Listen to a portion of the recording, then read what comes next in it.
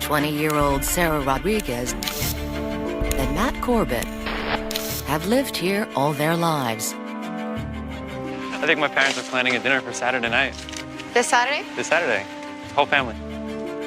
They started dating in high school and have been a happy couple for the past 3 years.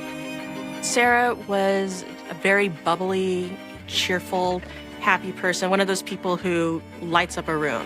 Vivacious and happy-go-lucky and great sense of humor. Very sociable. And Matt appears to be her perfect complement.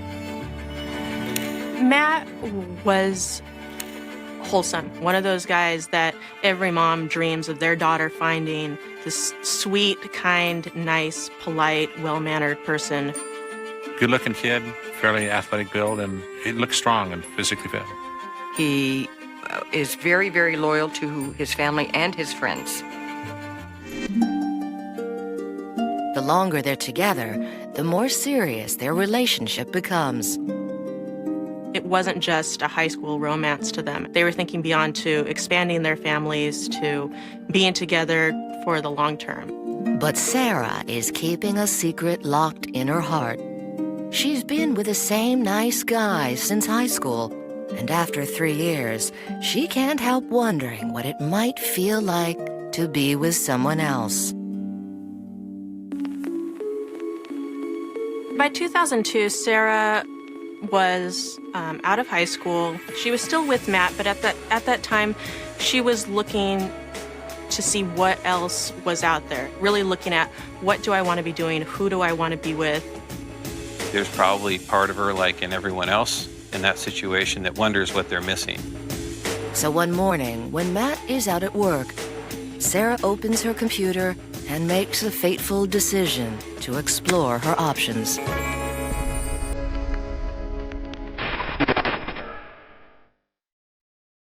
With her growing curiosity, Sarah began socializing with other people and even connecting online and chat lines and talking to people that way. It's a whole new world for Sarah. And she revels in the attention she's getting from a number of different guys. She had a great guy in Matt. They had a solid relationship. But part of her was curious, and she wanted to see what else was out there. And I think that's pretty typical of people in their teens and early 20s. At first, it's only virtual flirting on the internet. But on one website, she makes a connection with a guy who asks to meet her in person. His name is Rick Namey. Sarah agrees to meet him and signs off. I'll see you at 6.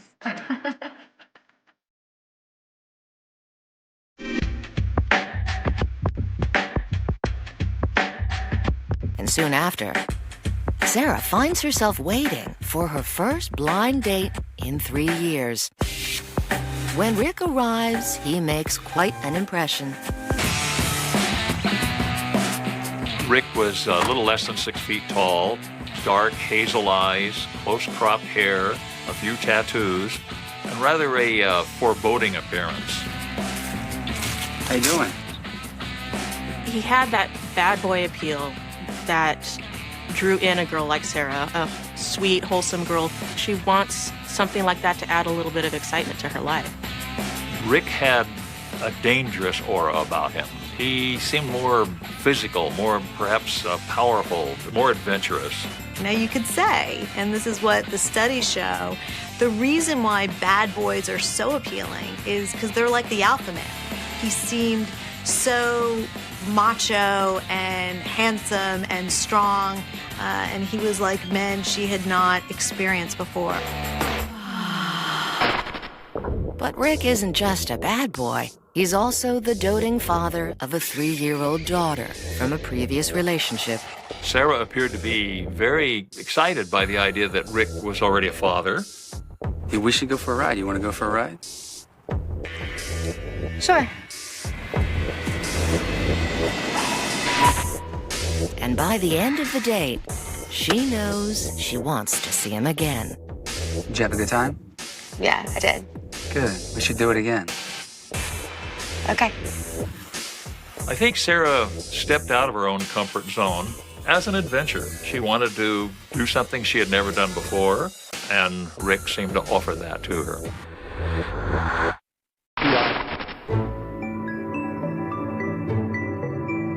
After her date with Rick, Sarah's routine life with Matt takes on a new sense of uncertainty. Hey, are you feeling okay? I think she was very confused. I mean, both men to her had a lot of appeal for a lot of different reasons. She was just trying to figure out which one was better for her. As far as Matt is concerned, their relationship is still solid. They still love each other, and they still have a future together. But Sarah can't stop thinking about Rick and where their next meeting will take her.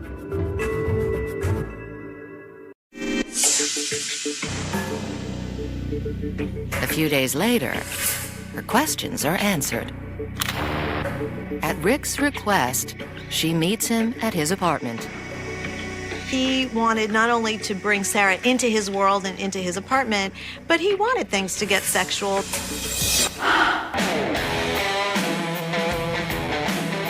The physical attraction between Sarah and Rick is impossible to ignore.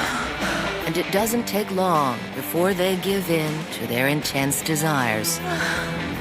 Sarah and Rick, from the beginning, had this sort of explosive physical relationship. It was just very powerful, like fireworks were going off. It was almost like an addiction for her. Rick gives Sarah everything she feels she's missed out on.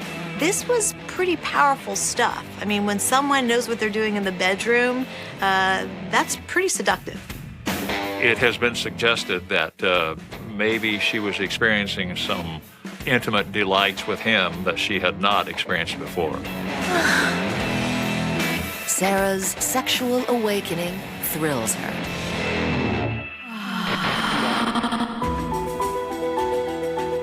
In the days following the steamy sex with her lover, Sarah does her best to act normally around her boyfriend. But she's completely distracted by thoughts of Rick. And Matt can sense there's something wrong. Matt definitely noticed a change in her. She was picking little arguments, picking little fights, tense, stressed. At the time, he had no idea what was causing her constant tension with him.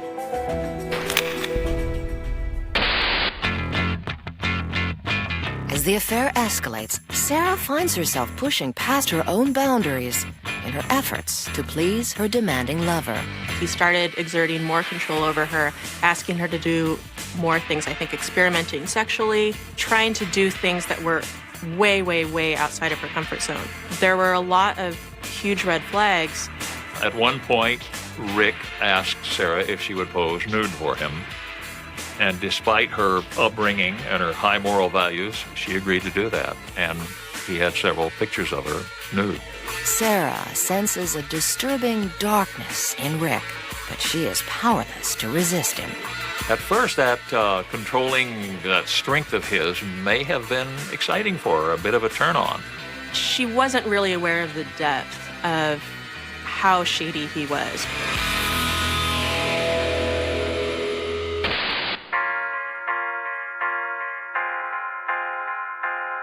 By August, just a month into their affair, Sarah and Rick's relationship moves to a new level. She becomes part of Rick's life outside of the bedroom. Sarah was over at his house, met his child very quickly, met his mom.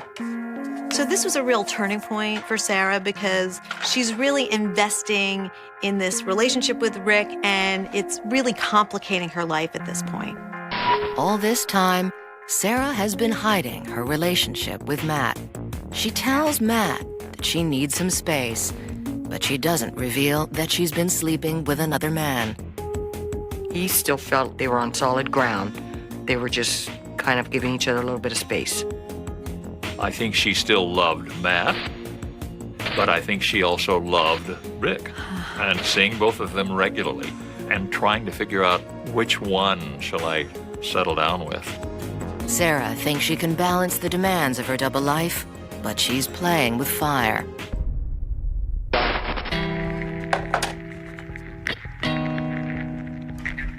Hey. The more time Sarah spends with Rick, the more he wants from her. As with all relationships, it wasn't long before little conflicts developed between Rick and Sarah. Are you hiding anything? No, I just have school and I have work. I don't appreciate you lying to me. I wasn't. Rick was asking for a lot from Sarah. He wanted more and more. He didn't have a lot going on in his life. He didn't have a lot of distractions. And he basically made Sarah his focus. Let me know right now if this is where you want to be. I want to be here. But the lovers can't stay mad at one another for long, and the fights always end up in passionate lovemaking sessions. And it was that makeup sex that would draw Sarah back into this very destructive relationship.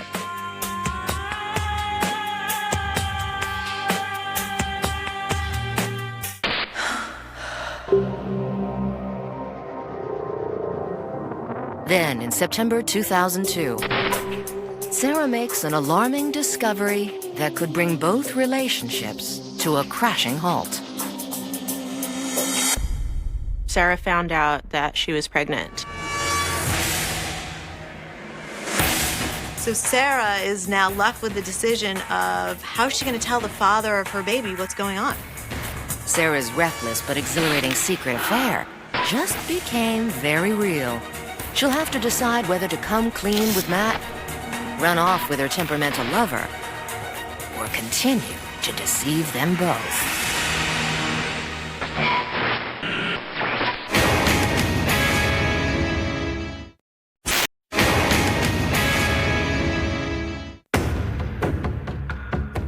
Sarah Rodriguez and her boyfriend Matt seemed to be on the fast track to marriage until she decided to take a sudden detour.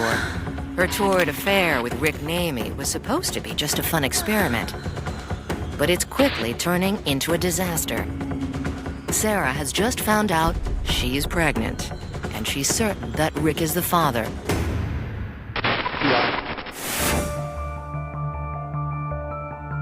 Getting pregnant, that is a big confrontation with reality. It's not something you could ignore, and you basically have to make a decision as to how you want to proceed. Forced with an agonizing choice, Sarah knows she needs help. Her reaction was to go to Matt. Matt, again, the one who had always comforted her, had always been sweet to her. I'm pregnant. Pregnant? Matt was at first puzzled and then excited. This is amazing. We can do this. Oh my God. He assumed the baby was his and was very thrilled. Oh boy, we're going to be parents. But Sarah makes it clear that she doesn't share his enthusiasm for starting a family. I don't want to have a baby. Are you sure? She said she wanted to go through an abortion. But Matt just didn't like that idea at first, but he acceded to her wishes. In spite of his disappointment, Matt supports Sarah and makes sure she's okay. Matt was the one that took care of her, took her to the abortion clinic, paid for her to have the abortion. From Matt's perspective, he thought the baby was his. And so there was a lot of discomfort on his part as far as why she's so adamant that she wants to get rid of this child. Matt was very strong. It was just sort of like he was her protector. It was like that to me from the beginning. You sure you're all right? Matt's comforting presence through the abortion reminds Sarah just how incredibly lucky she is to have him.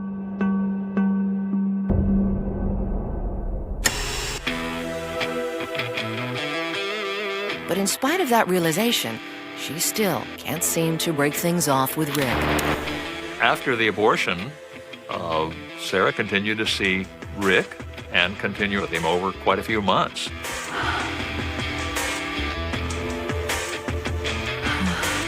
So although Sarah would like to make a decision, she's finding it really rough.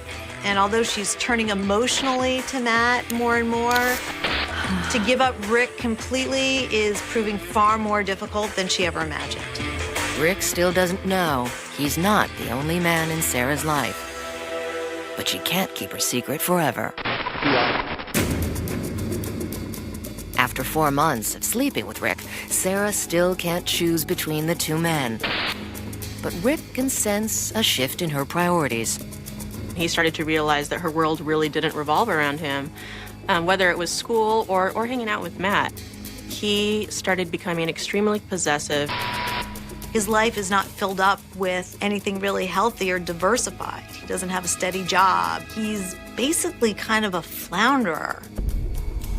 He was calling her, trying to find out what she was doing every second of the day that she wasn't with him. Sarah brushes off his constant demands and tells him she's been busy. But by pushing him away, she's only fueling Rick's obsession. He would follow her to school, follow her to her job. He would incessantly call her. He would check her phone when he'd be there and see who she was calling. The indicators were there, but she was too young and hadn't had that much experience in relationships to recognize those things as being very unhealthy until later.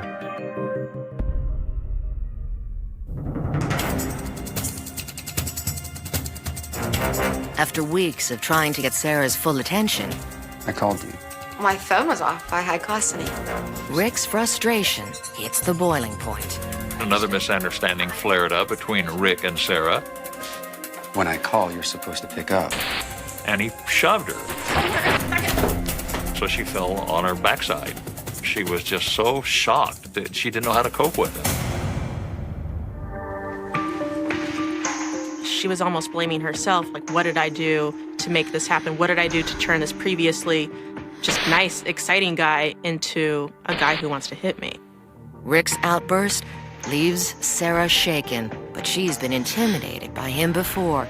Rick and Sarah's relationship had those kind of control, volatile overtones, and especially in their sex life, that was rougher.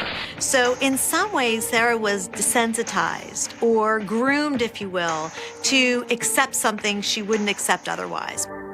But now, Rick has gone too far. It's the first time anyone has been so violent towards Sarah. But it won't be the last.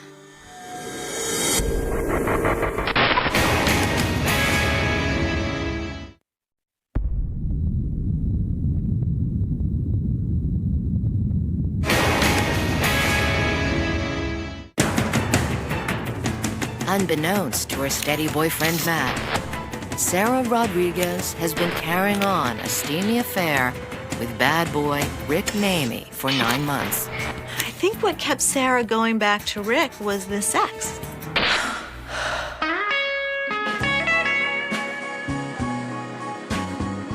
Their sex life was great, and it was rough, and that's part of what made it great. But the appeal of his dark edginess is beginning to wear off. Especially after he hit her in a moment of rage. The problem is, she's now too hooked to leave him. Rick started exerting more control over her, and if she ever expressed any discomfort or any reluctance, he would turn physical toward her. Sarah did not want to believe the man she was with was a bad guy. Maybe he was a little out of control, maybe he was a little bit intrusive and demanding and suffocating, but a dangerous guy, that's just too painful to look at and believe at this point.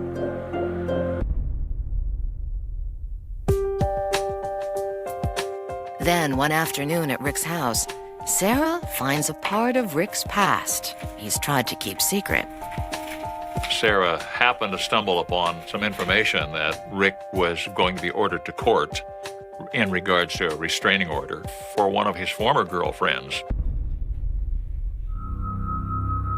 He'd been brutal with her, violent, and she'd gone to the court. She was frightened. She saw the potential that his violence could have against her, and she wanted to do anything she could to try to prevent that from happening. Sarah, in realizing she's with a man who could be dangerous, does the right thing in a way and starts to pull away. Only to find out she's dead wrong. On March 27th, 2003, she attends a night class at the local community college. During a break, she steps into the hallway and is faced with the last person she wants to see, Rick Namey.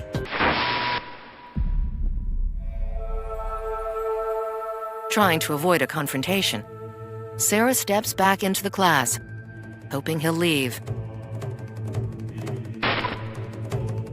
Minutes later, Sarah reemerges, and Rick appears to be gone.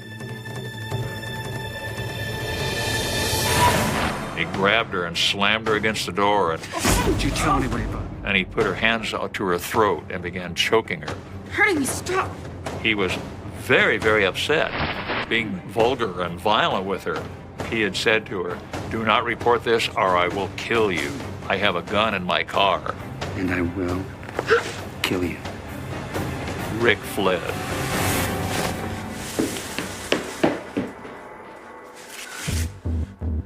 It was an event that was sort of a game changer for her, in that she realized how truly dangerous Rick was. Her pulling away just feeds his obsession, because you have to remember, in his mind, Sarah is his, whether she agrees to it or not. Sarah now knows that Rick is never going to give up. Somehow she has to stop him before it's too late. Now she realized, with this threat that he would actually kill her, that he had a gun. This terrifying encounter is the final straw for Sarah. Any attraction she once had to Rick Namey is now gone, replaced by genuine fear for her life. Sarah realizes the person who she thought she was with is not the person she was with at all. He is, in fact, a violent, volatile, obsessional stalker who doesn't know how to respond to limits when a woman sets them in place. She recognized, I think before anyone else, the potential that he had to hurt her and hurt the people around her, and use the resources to get a restraining order against him. Filing a report is exactly what Rick told her not to do. But Sarah is desperate.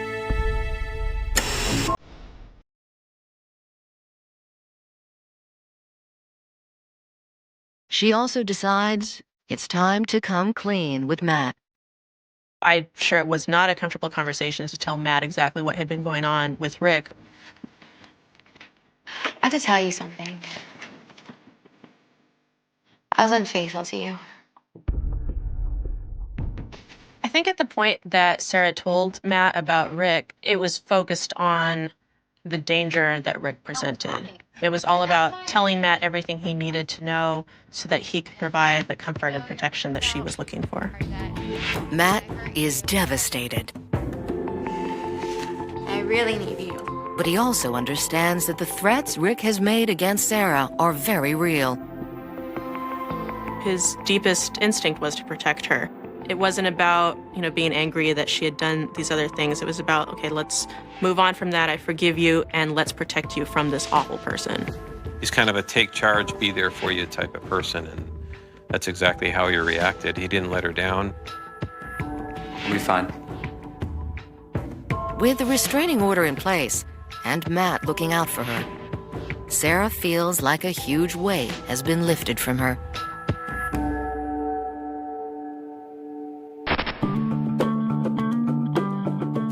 On April 2nd, 6 days after Rick's attack, the reunited couple is leaving their weekly Bible study class. As they get in their separate cars, Matt asks Sarah to stay on the phone with him until she's safely home. And they were speaking by cell phone, and all of a sudden it was interrupted. And Matt wondered, what is going on? What happened? Matt was suspicious enough and worried enough about her based on everything that she had said about Rick that he turned around and went back to her. Deeply worried, Matt speeds back towards Sarah's house. He saw that car, driven by Rick Namey, had forced her car over to the curb. Why would you get a restraining order against me? Where have you been? Get away from the car! And he was shouting at her with the windows down. Not leaving this car! He was screaming and yelling at her. After all I have done for you. And at this point, Matt was ready for a fight. He was ready to show Rick who was in charge.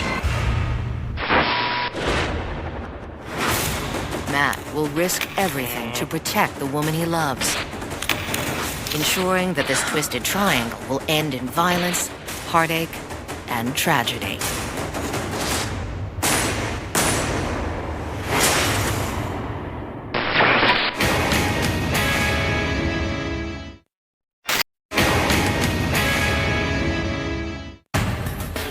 Sarah Rodriguez has been having an obsessive sexual relationship with bad boy Rick Namey. But his violent temper forces her to try to end the affair and confess to her boyfriend Matt.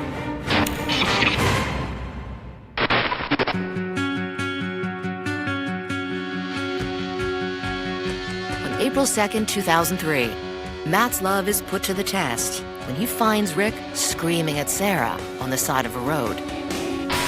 This was the first face-to-face meeting between Matt and Rick.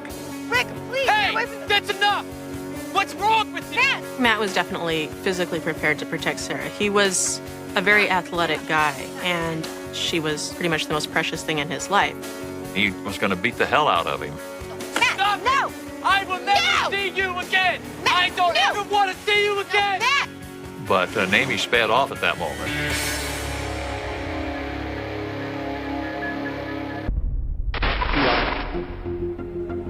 Matt returned to Sarah, and she was shaking. She was frightened. She was tearful.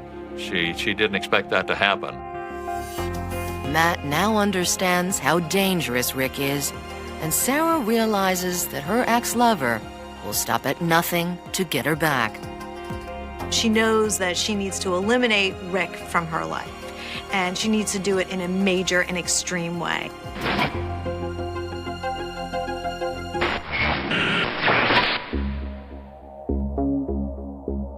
Days later, Matt is still seething from the sight of Rick threatening Sarah.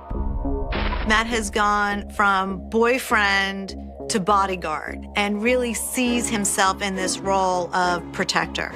He isn't convinced that a restraining order will be enough to stop Rick. Matt was still suspicious that Rick would try to interfere with Sarah's life. So he pretty much set up a routine of protection for her, often driving by to make sure that Rick wasn't lurking somewhere in the neighborhood in his car.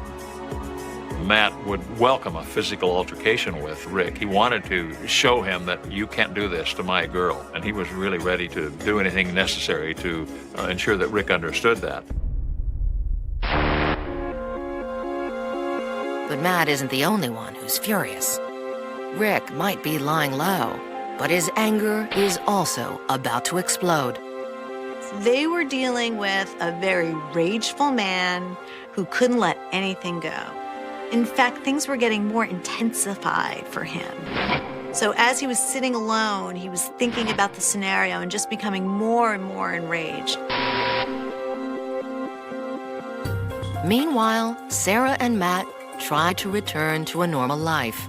They were happy, they were going out, no calls, no letters, no drive-bys, but it was the calm before the storm.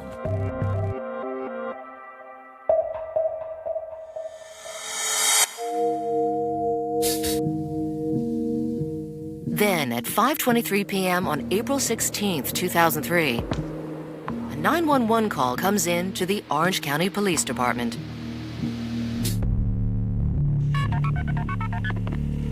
A teenager says she just heard multiple gunshots outside her window. On the day of the shooting, the 911 call came in, and there were 2 people injured. The police approached the car.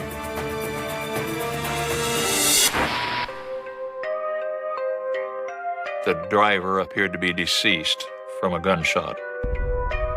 In the passenger seat, they find another body slumped over. Even in their line of work, this had to be a tough call for him to take. To show up and find these 2 young people, gunned down in broad daylight. Witnesses claim to have seen a car speeding from the scene, but the suspect is long gone. The detective focuses his attention on the male passenger. At first, the officers thought he was dead, but then he made some noise and moved slightly. Sir, can you hear me? He was grievously wounded. He tried gurgling through blood. He didn't seem to be able to move at all. His left eye had been blown out. He's had other bullet wounds in him. From the back pocket, the police withdrew a billfold, looked at the license, and the young man was Matt Corbett.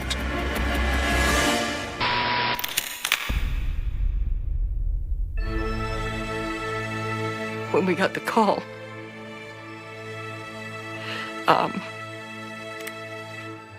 my heart just fell. When we found out how bad it was, I broke down. I had to leave the room. Matt is still clinging to life, but it's clearly too late for the female driver. Sarah Rodriguez is pronounced dead at the scene, age 21. With no eyewitnesses, the detectives know that Matt is their best hope of identifying the killer. Tell me what happened. At that point, he was extremely unstable. I mean, he was alive, but barely hanging on. I think the police were eager to get whatever information they could. So when the police asked him, who did this? What happened to you? He was able to whisper something and just barely get it out. As he slips in and out of consciousness, Matt names his attacker. Hey. Are you all right, sir? Rick Namey.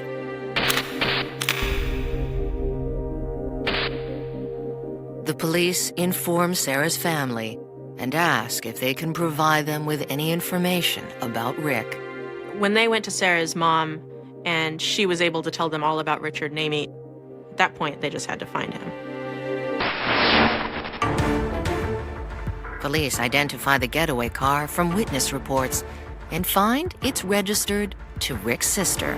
Rick very carefully and calculatedly chose to borrow a car to use for this shooting. He didn't want to use the car that Matt and Sarah knew to avoid. He wanted to be in a car that would not arouse their suspicions so that he would be able to get close enough.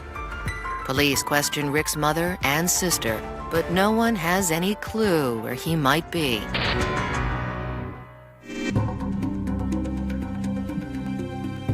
With Matt's life hanging in the balance, investigators are determined to track Rick down. But the trail appears to have gone cold.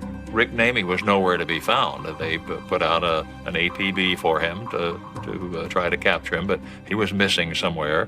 They seem to be hitting a dead end.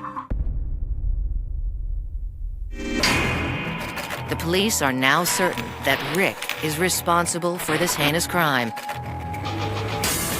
But will they be able to find him, armed and dangerous, before he strikes again?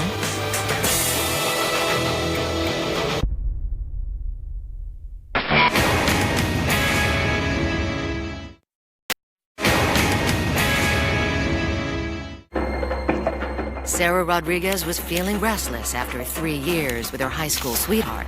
But what started as a playful secret affair between her and her volatile lover, Rick Namey, has just ended in a brutal bloodbath.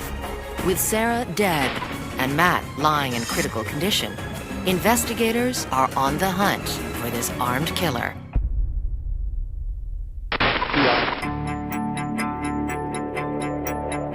They put out a widespread search for him all over Santa Ana, all over Orange County. Everyone was searching for Rick, but he was nowhere to be seen.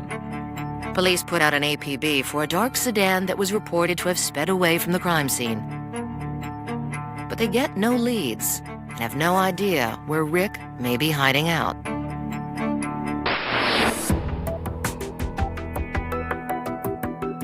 Three full days pass, with no sign of him or the vehicle he was last seen in.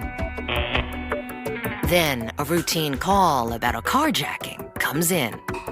The description of a male white armed with a revolver that was involved in the carjacking in Santa Ana was broadcasted out to the rest of the patrol cars. Officers locate the car, and the driver leads them on a high-speed chase that lasts almost an hour. He's accelerating at a very high rate of speed. Eventually, the carjacker reaches the dead end. He jumps out of the vehicle and charges into a drainage tunnel.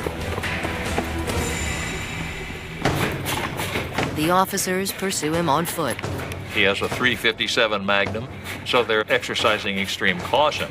This man is armed and dangerous. After a frantic chase through the darkness, the suspect is cornered and taken into custody. Finally, the suspect says, "Do you know who I am?" Gomez says, "No." He said, "I'm the guy who killed those people." Rick Namey has been caught. He's immediately taken in for questioning, where he confesses to the shooting. I just lost it. I don't know what's going to happen. He's not denying it, but he's saying that he had no control over himself. He did it because he was betrayed and so hurt. Namey is charged with murder, attempted murder, and carjacking.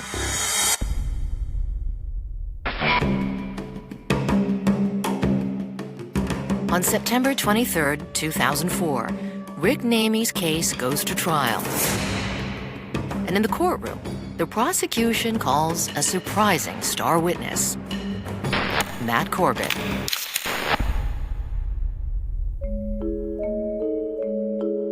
Despite losing vision in one eye and becoming paralyzed from the chest down, Matt is determined to take the stand. I wanted people to know about Sarah. I wanted them to see that she was a sweet person and not to let this guy hurt anybody else. The prosecution takes Matt through his harrowing testimony about the day Rick Namey pulled up alongside Sarah's car. I look over and I saw Richard Namey telling us to pull over. And he actually cut us off. He got out of his car. Oh my God, he has a gun. As I open the door, he sticks the gun to my head. He shoots me in that, and then right to the temple. When I got shot, just felt real hot, a lot of ringing in my ear. Laying there, staring at the gear ship, trying to focus on anything I can to stay alive. Hearing screaming, shot me again in the back twice.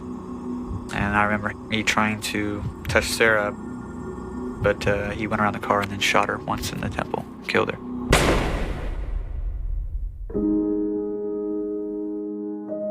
As soon as the police arrive, Matt struggles to tell them who the killer is. I said Rick Namey, Richard Namey. I was trying to tell them who it was because I didn't know if I was going to make it or not.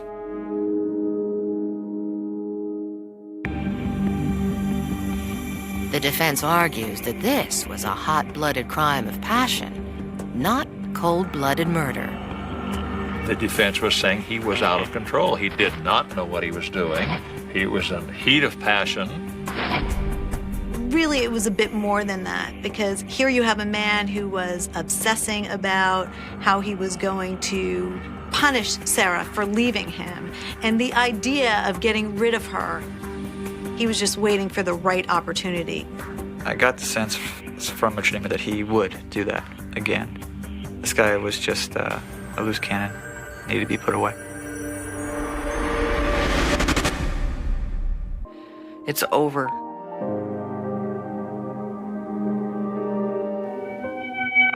Richard Namey has been brought to justice. For Matt Corbett, who lost so much, it's a bittersweet victory. Matt's ability to come through this, there were times it shook us all up, but he just kept pushing forward. Coming up be 10 years. They say time heals. It's hard to swallow at first, but it does. It does.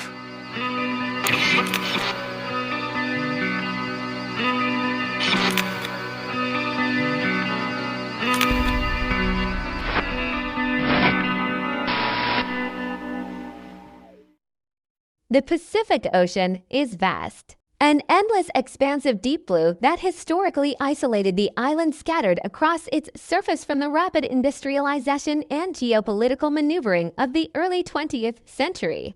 In the summer of 1921, the island of Tutula in American Samoa existed in a fragile space, caught between an ancient, deeply rooted tradition and the unrelenting march of Western expansion.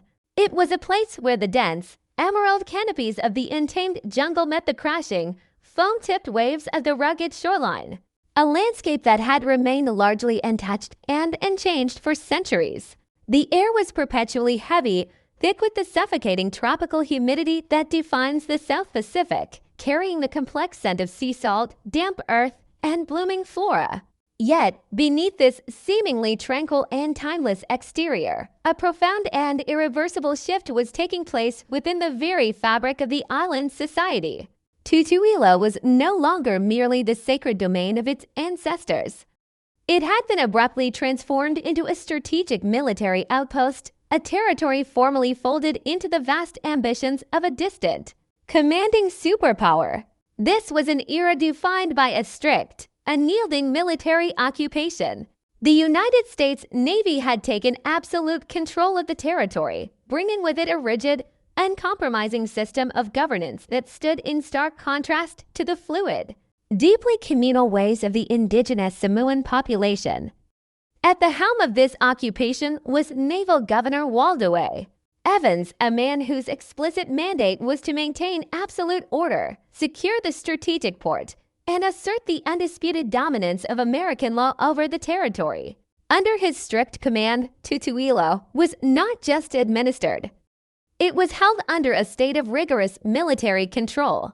The crisp, immaculate white uniforms of naval officers moving with deliberate purpose through the humid, dusty settlements served as a constant, visual reminder of a newly imposed hierarchy.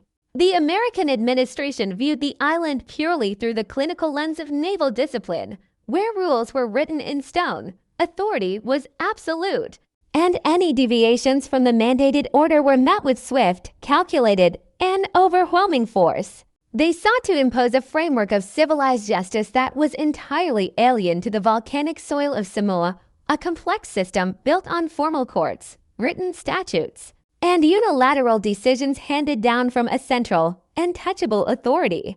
But the people of Tutuila lived by a completely different code, one that had sustained their communities long before the arrival of massive foreign steel ships. They lived by the Fa Samoa, the traditional Samoan way of life.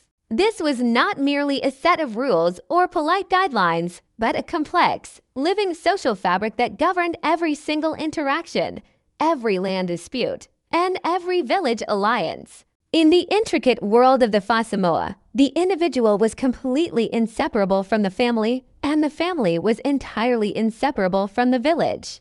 At the heart of this ancient structure were the Madai, the respected tribal chiefs who served as the custodians of tradition, the mediators of bitter conflicts, and the undisputed voices of their lineage.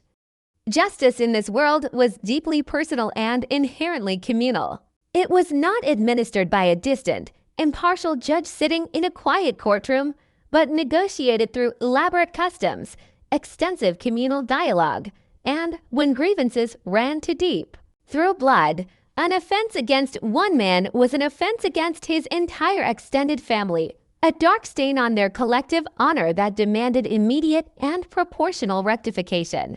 For generations, unresolved grievances between rival villages could ignite fierce, retributive violence, creating a relentless cycle of vengeance that could only be quelled through profound, highly ritualized, and sometimes humiliating acts of contrition. The inevitable collision between these two fundamentally opposed worldviews, the cold, codified law of the United States Navy and the ancient, blood-bound traditions of the Fa Samoa, was a gathering storm waiting to break over the island. The naval administration looked upon the indigenous methods of conflict resolution, particularly the cycles of tribal vengeance and retribution, as archaic, savage, and entirely incompatible with the civilized order they were determined to establish. They were waiting for a precedent. They needed a definitive, undeniable moment to demonstrate to the entire population that the era of tribal warfare was permanently over, and that the ultimate, sole arbiter of life and death on the island was now the American government. They needed an event that would allow them to firmly plant the flag of their judicial system deep into the bedrock of Samoan society, establishing a legal dominance that could never be questioned. In the sweltering, oppressive heat of that summer, they would get exactly that opportunity. It did not begin with a grand political uprising or an organized, armed rebellion against the military governor.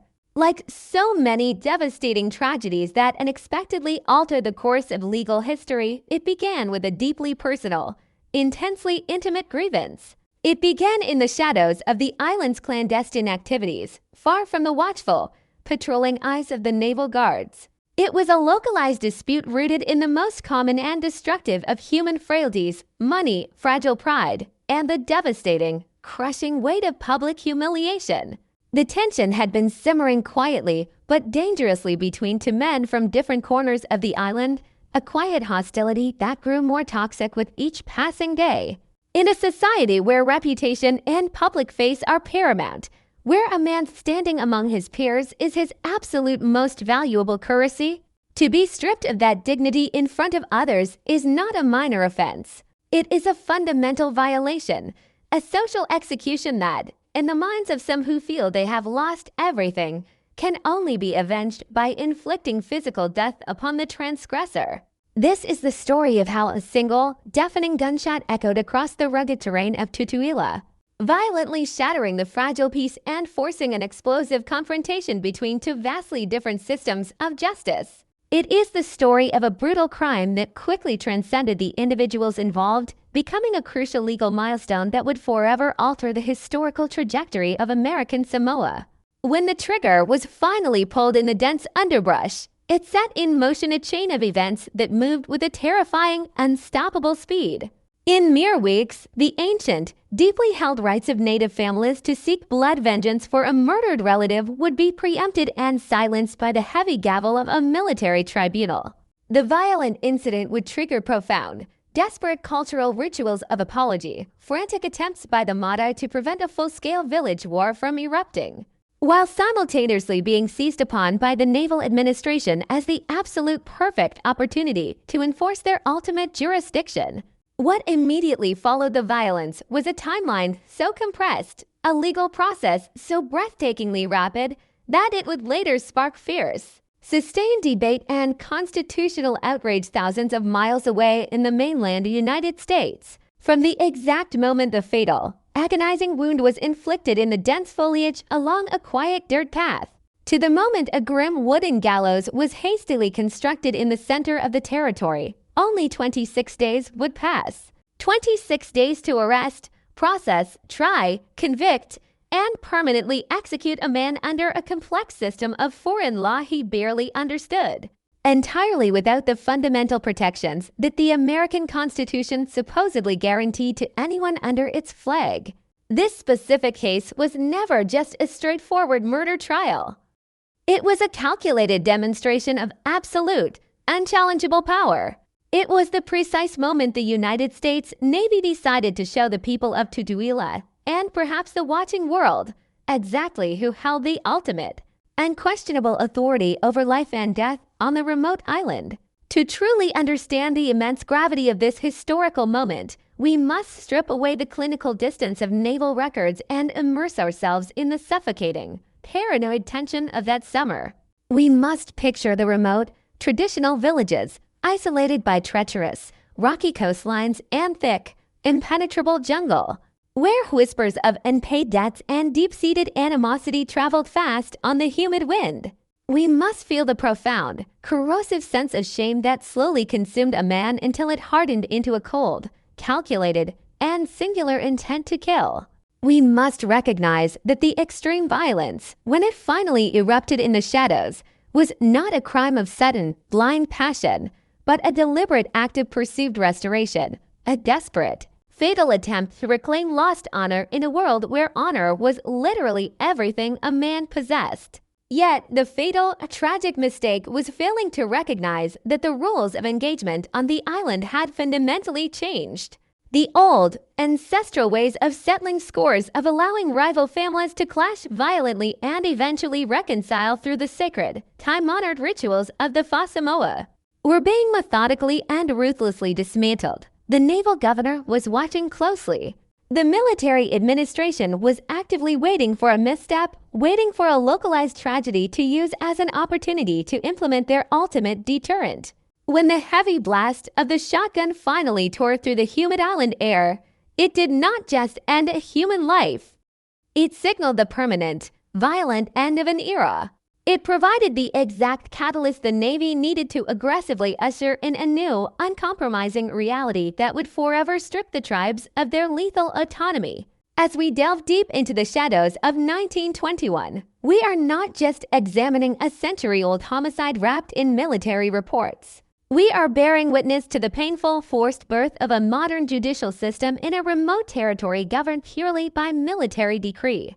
We are looking at a profound tragedy where every single participant, the bleeding victim on the dirt path, the desperate perpetrator holding the smoking weapon, the terrified tribal chiefs scrambling for peace, and the cold naval officers preparing the courtroom played a preordained role in a much larger, unavoidable clash of civilizations. This is the dark, true chronicle of the first legal execution in the history of American Samoa. A landmark case where the relentless, unfeeling machinery of Western military law directly collided with the deep, unyielding roots of ancient island tradition, resulting in a swift, merciless conclusion that still echoes silently through the volcanic cliffs of Tutuila today. The historical stage is set, the oppressive summer heat is bearing down relentlessly, and a long-held, bitter grudge is about to reach its violent, inevitable, and world-changing boiling point. To truly comprehend the immense tragedy that would soon unfold upon the rugged, volcanic pathways of Tutuila, one must first look past the impending violence and understand the profound human elements that were destined to collide in the sweltering heat of that summer. The island of American Samoa in 1921 was a place defined by its geography and its ancient lineage, a territory where a person's identity was inextricably tied to the soil of their ancestral village. On the western side of the island lay the expansive and deeply historical village of Leon. Leon was not merely a cluster of dwellings. It was a cultural stronghold, a sprawling, influential settlement that carried the heavy weight of antiquity and prestige. It was a place where the intricate hierarchies of the Samoa were observed with meticulous reverence, and where the mata, the chiefs, held immense sway over the daily rhythms of life. To be a man of standing in Leon was to possess a currency far more valuable than the newly introduced American dollars. It was to hold respect, influence, and the unquestionable backing of a powerful, extended family network. It is within this complex, deeply traditional environment that we find the victim of our story, a middle-aged man named Sake. Sake was a figure of considerable authority and recognized status within the Leon community. He was not a peripheral character in the village dynamics, but a man deeply embedded in the social fabric. Someone whose voice carried weight during communal gatherings and whose presence commanded a natural, unspoken deference from the younger generations. He was a seasoned man who understood the intricate web of obligations, alliances, and social debts that govern Samoan society. Yet, like many men who navigate the rigid structures of tradition while living under the shadow of a newly imposed foreign military occupation, Sake harbored a private vice that existed entirely outside the boundaries of both naval law and village propriety. Behind the lush, impenetrable curtain of the tropical foliage, far away from the rigid, immaculate patrols of the United States Navy, there existed a clandestine world of underground gambling. These illicit gatherings were high-stakes environments, tense and secretive arenas where men sought the thrill of risk and the dangerous allure of quick wealth. It was within this hidden, shadow economy that Sake operated, utilizing his status and his resources to participate in games of chance that were strictly forbidden by the military governor. Across the island, situated on the treacherous, jagged coastline, was the village of Veitogi. The contrast between Leon and Veitogi was not merely geographic, but profoundly atmospheric. Where Leon was sprawling and established, Veitogi was defined by its rugged, uncompromising relationship with the violent ocean. The village sat perched near terrifying sheer cliffs where the relentless, dark blue waves of the Pacific crashed with bone-shaking force against the black volcanic rock, sending massive plumes of white sea spray high into the humid air. Veitogi was a place steeped in dark, ancient mythology, most notably the chilling legend of the blind woman and her child who, driven by starvation and despair, threw themselves off the unforgiving cliffs only to be transformed by the gods into a sacred sea turtle and a shark. The environment of Vaetogi was harsh, demanding, and constantly echoing with the deafening roar of the sea. It was from this unforgiving landscape that the young perpetrator, Turpu, emerged. Turpu was a youth of Vaetogi, a young man who was still in the crucial, defining process of carving out his own identity and reputation within the rigid confines of his community.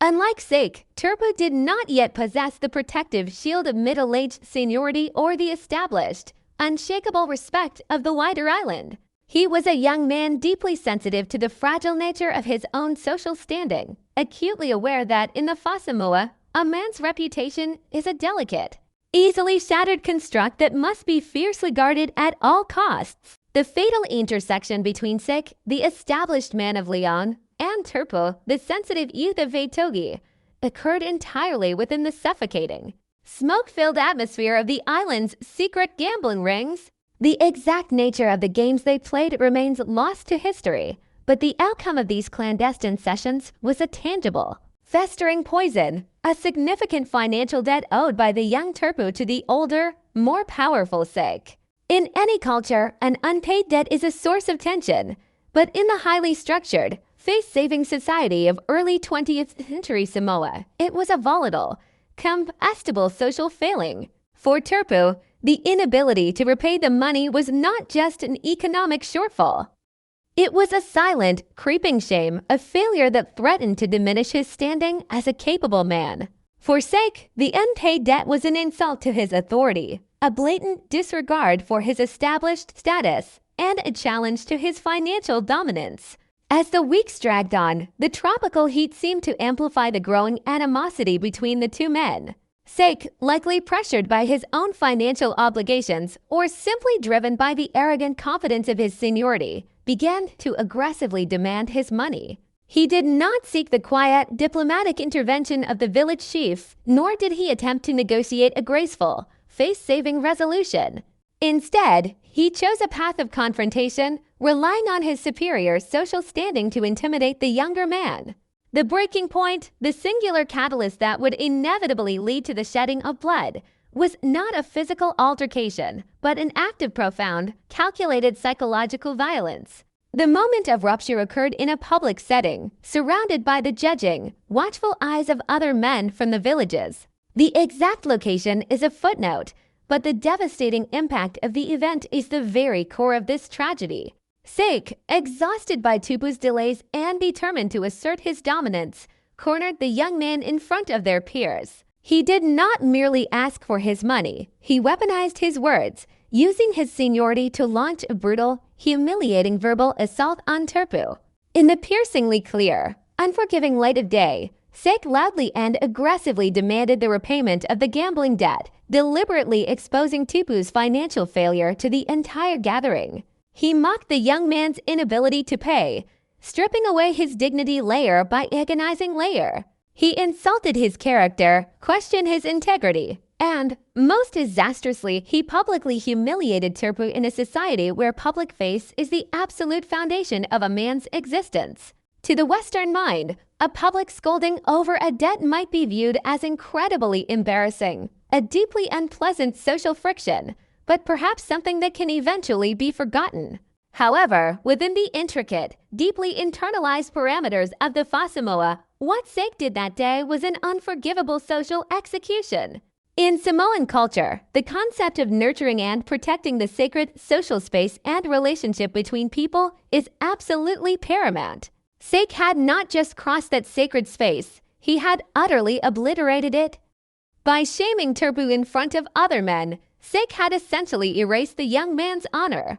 The audience of peers standing around them, absorbing every harsh word and observing Tupu's forced, silent submission, turned a private financial dispute into a catastrophic, permanent loss of status for the youth from Vaetogi. The psychological devastation inflicted upon Turpu in that precise moment cannot be overstated. Imagine standing under the relentless, oppressive South Pacific sun, feeling the heavy, suffocating weight of absolute humiliation settling over you like a physical shroud. Imagine looking into the eyes of the men you respect, the men you hunt and fish with, and seeing nothing but pity or, worse, barely concealed contempt. Turpu was effectively stripped of his manhood, his pride utterly shattered by a man who used his superior social rank as a bludgeon.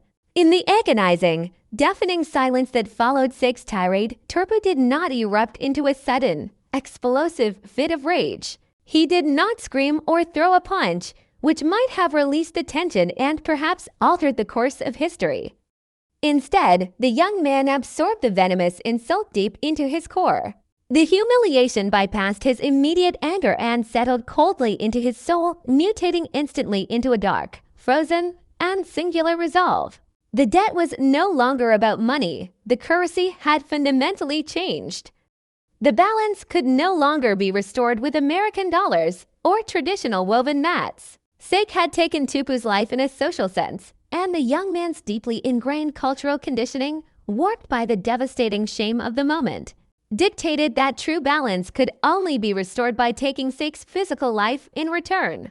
From that moment forward, Turpu was a man fundamentally transformed by his own disgrace, walking silently away from the public gathering with the chilling, unwavering determination of a ghost preparing to claim a soul.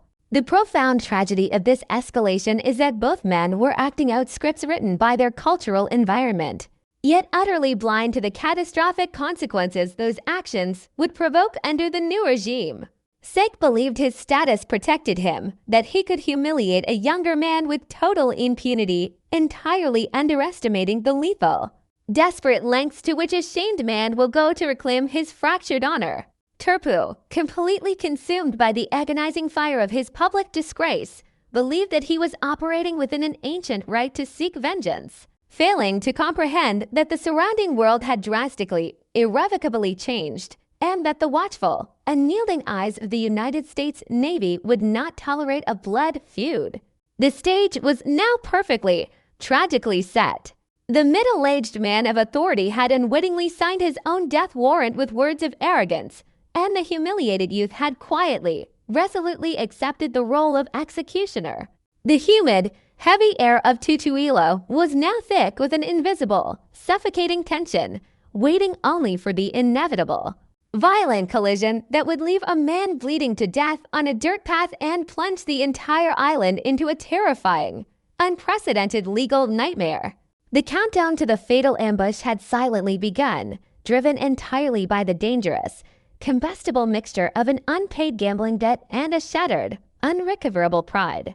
The middle of June in 1921 descended upon the rugged coastline of Tutuila not merely as a shift in the calendar, but as a suffocating physical weight that settled deep into the marrow of the island, where the air itself felt like a heavy damp woolen blanket pressing down on the dense emerald canopy of the surrounding jungle, making every breath a laborious effort for the inhabitants who navigated the narrow dirt paths winding through the volcanic terrain and in the shadowy periphery of Vaitogi village, where the relentless, roaring percussion of the Pacific Ocean violently smashing against the sheer black basalt cliff served as an eternal ominous soundtrack to daily life. A meticulously calculated act of violence was slowly taking shape in the deeply humiliated mind of a young man named Turpu, who had spent the agonizing days following his public degradation transforming his profound, paralyzing shame into a singular, cold, and uncompromising mechanical purpose, focusing all of his fractured psychological energy on the complete physical annihilation of the man who had destroyed his social standing.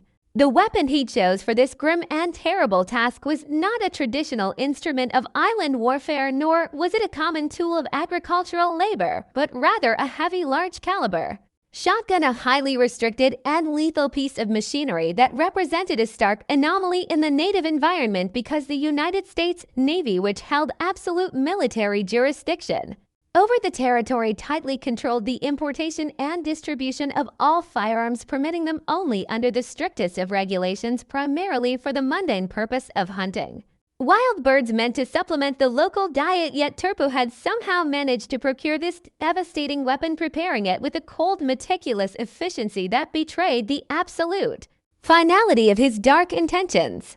The sheer physical presence of this weapon in Tupu's hands was a profound testament to his lethal determination, as he felt the cold, oiled steel of the dual barrels and the heavy lacquered wood of the stock pressing against his sweating palms, serving as a tangible grounding physical force for the swirling chaotic storm of dark humiliated emotions that had consumed his entirely fractured psyche since the precise moment Sek had aggressively stripped him of his dignity in front of their peers, turning a simple financial debt into an unforgivable cultural execution. On that fateful humid day in mid-June, Turpu did not act out of sudden, blind, impulsive rage, but instead executed a highly premeditated strategy born of a chillingly patient observation.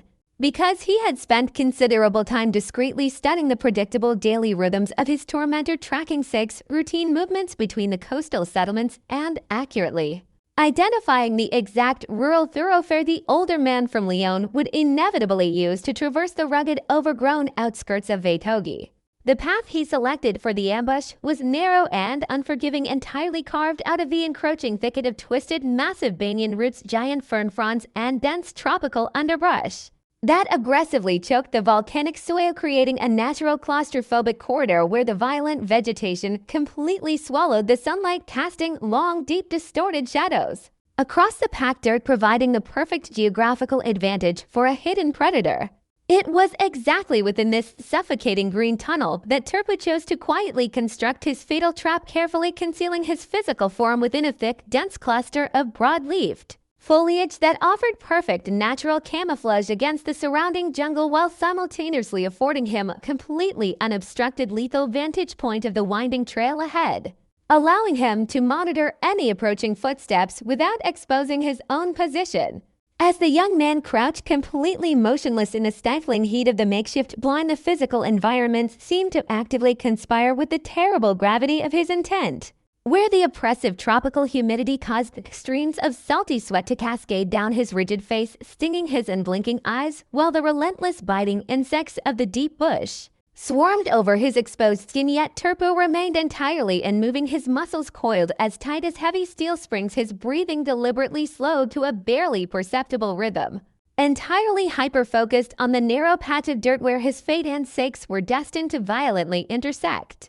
The agonizing wait must have been a profound psychological crucible for the youth, an extended period of isolated, deafening silence where the invisible ghosts of his recent public humiliation undoubtedly replayed, the cruel mocking voice of Sek echoing relentlessly in the cavernous empty spaces of his mind, hardening his murderous resolve and cementing the tragic cultural delusion that the physical annihilation of the older man was the absolute only viable mechanism remaining to successfully restore his irrevocably shattered honor within the rigid, unforgiving parameters of the Fasamoa.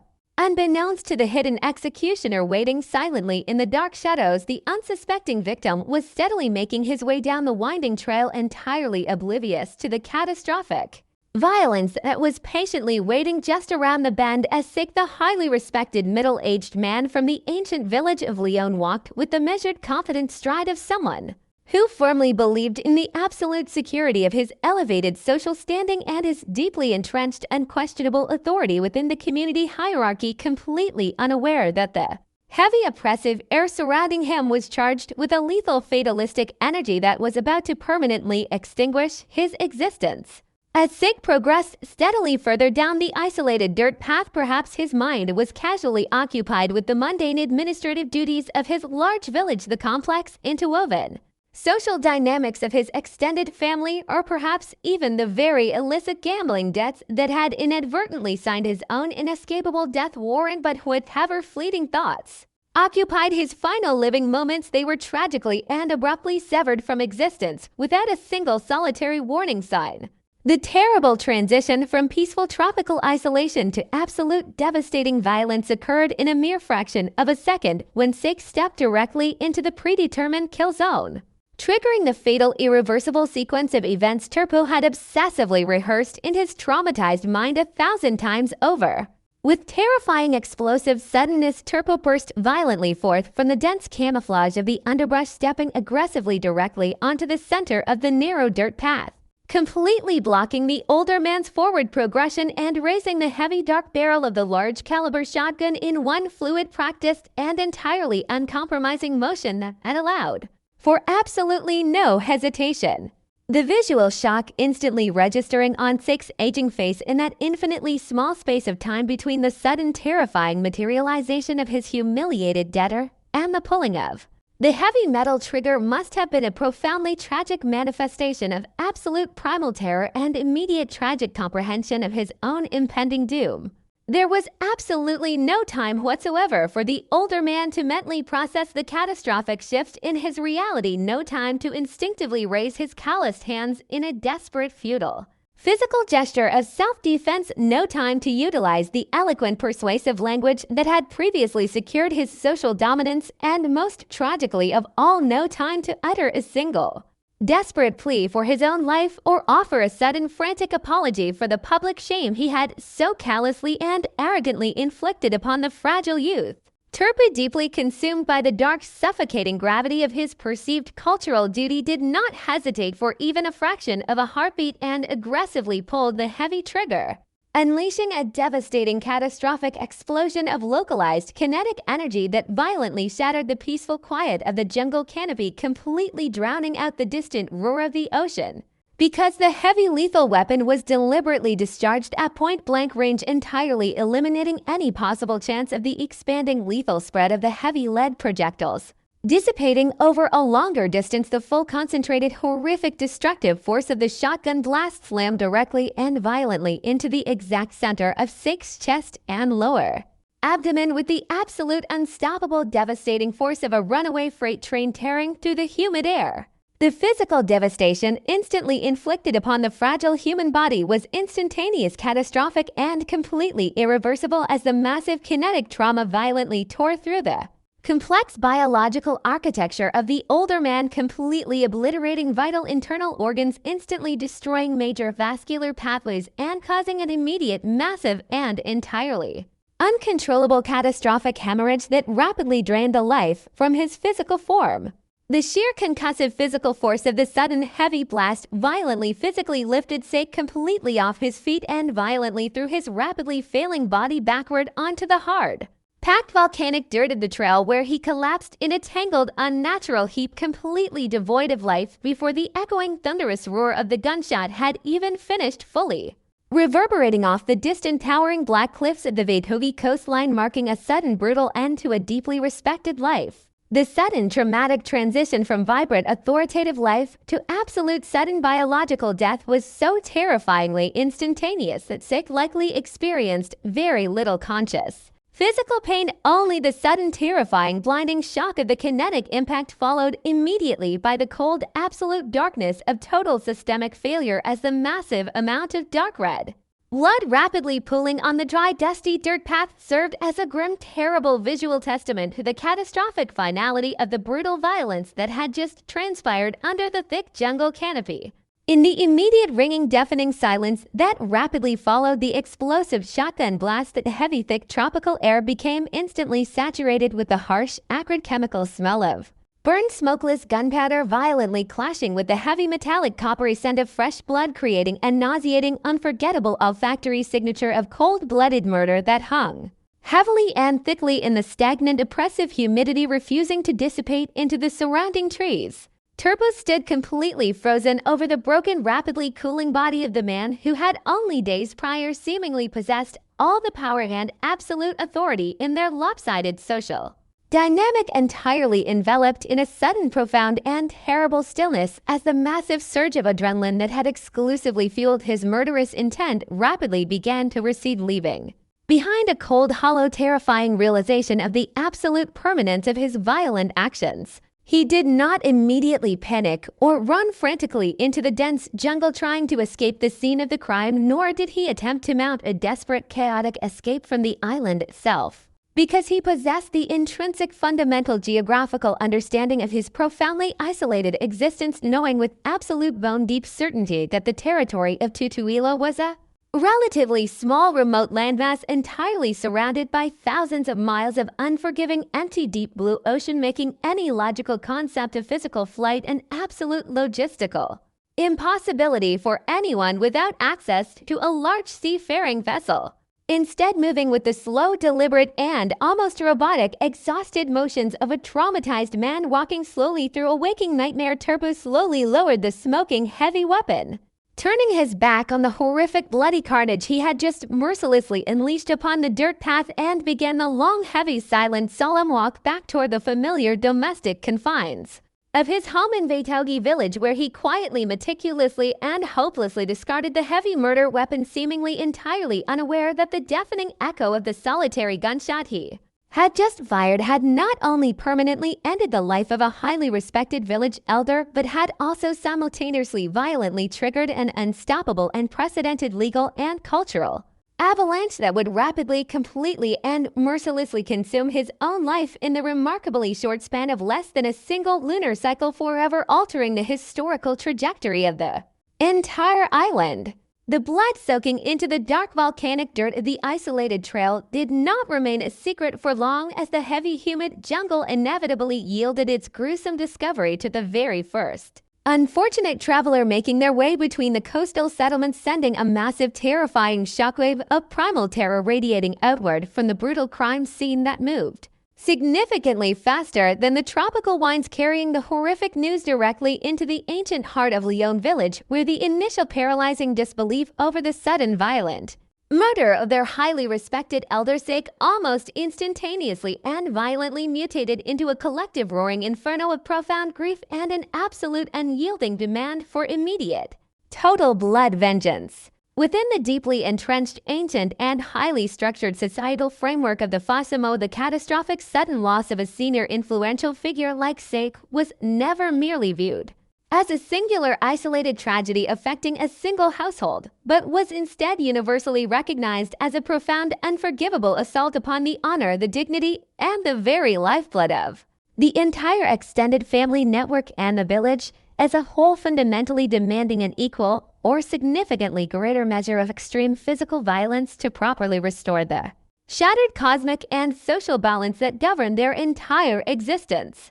The heavy, ominous drums of tribal retribution began to beat silently but absolutely deafeningly in the enraged minds of the proud men of Leon, as they instinctively and aggressively reached for their traditional weapons, not out of a chaotic lack of discipline or blind rage, but driven entirely by a sacred, deeply ingrained ancestral duty to immediately march across the island and completely mercilessly level the village of Vetogi to the ground, intending to slaughter the entire blood lineage of the cowardly youth who had dared to pull the heavy trigger from the shadows of the dense underbrush. This terrifying cultural momentum was an absolute unstoppable force of nature, a massive tidal wave of righteous, furious indignation that severely threatened to plunge the entire island of Tutuila violently back into the dark, bloody days of relentless intertribal warfare, completely ignoring and entirely overriding the newly imposed and highly fragile legal structures of the American military occupation that had recently claimed total jurisdiction over the territory.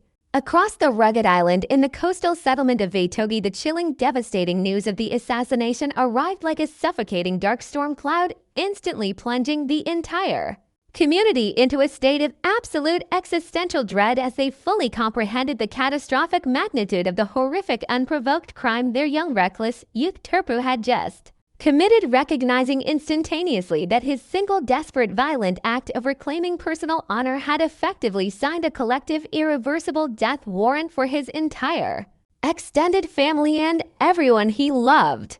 The atmosphere in Vetogi became immediately charged with the frantic, desperate energy of a people staring directly into the terrifying dark abyss of their own imminent, violent annihilation, prompting the immediate emergency convening of the Mata, the highest and most respected chiefs of the village, who understood with terrifying absolute clarity that the slow, methodical, bureaucratic gears of American naval justice would be absolutely, utterly useless in stopping a heavily armed, highly motivated war party of Leon warriors from burning their homes to the ashes before the sun dipped below the ocean horizon. The seasoned Mata, acting with the swift, uncompromising, and heavy authority of desperate men fighting for the absolute survival of their bloodline, immediately hunted down the young murderer, who was quietly sitting in the deeply traumatized, exhausted aftermath of his own violent actions, completely, seemingly oblivious to the massive island-wide apocalypse he had just ignited. with a single pull of the trigger.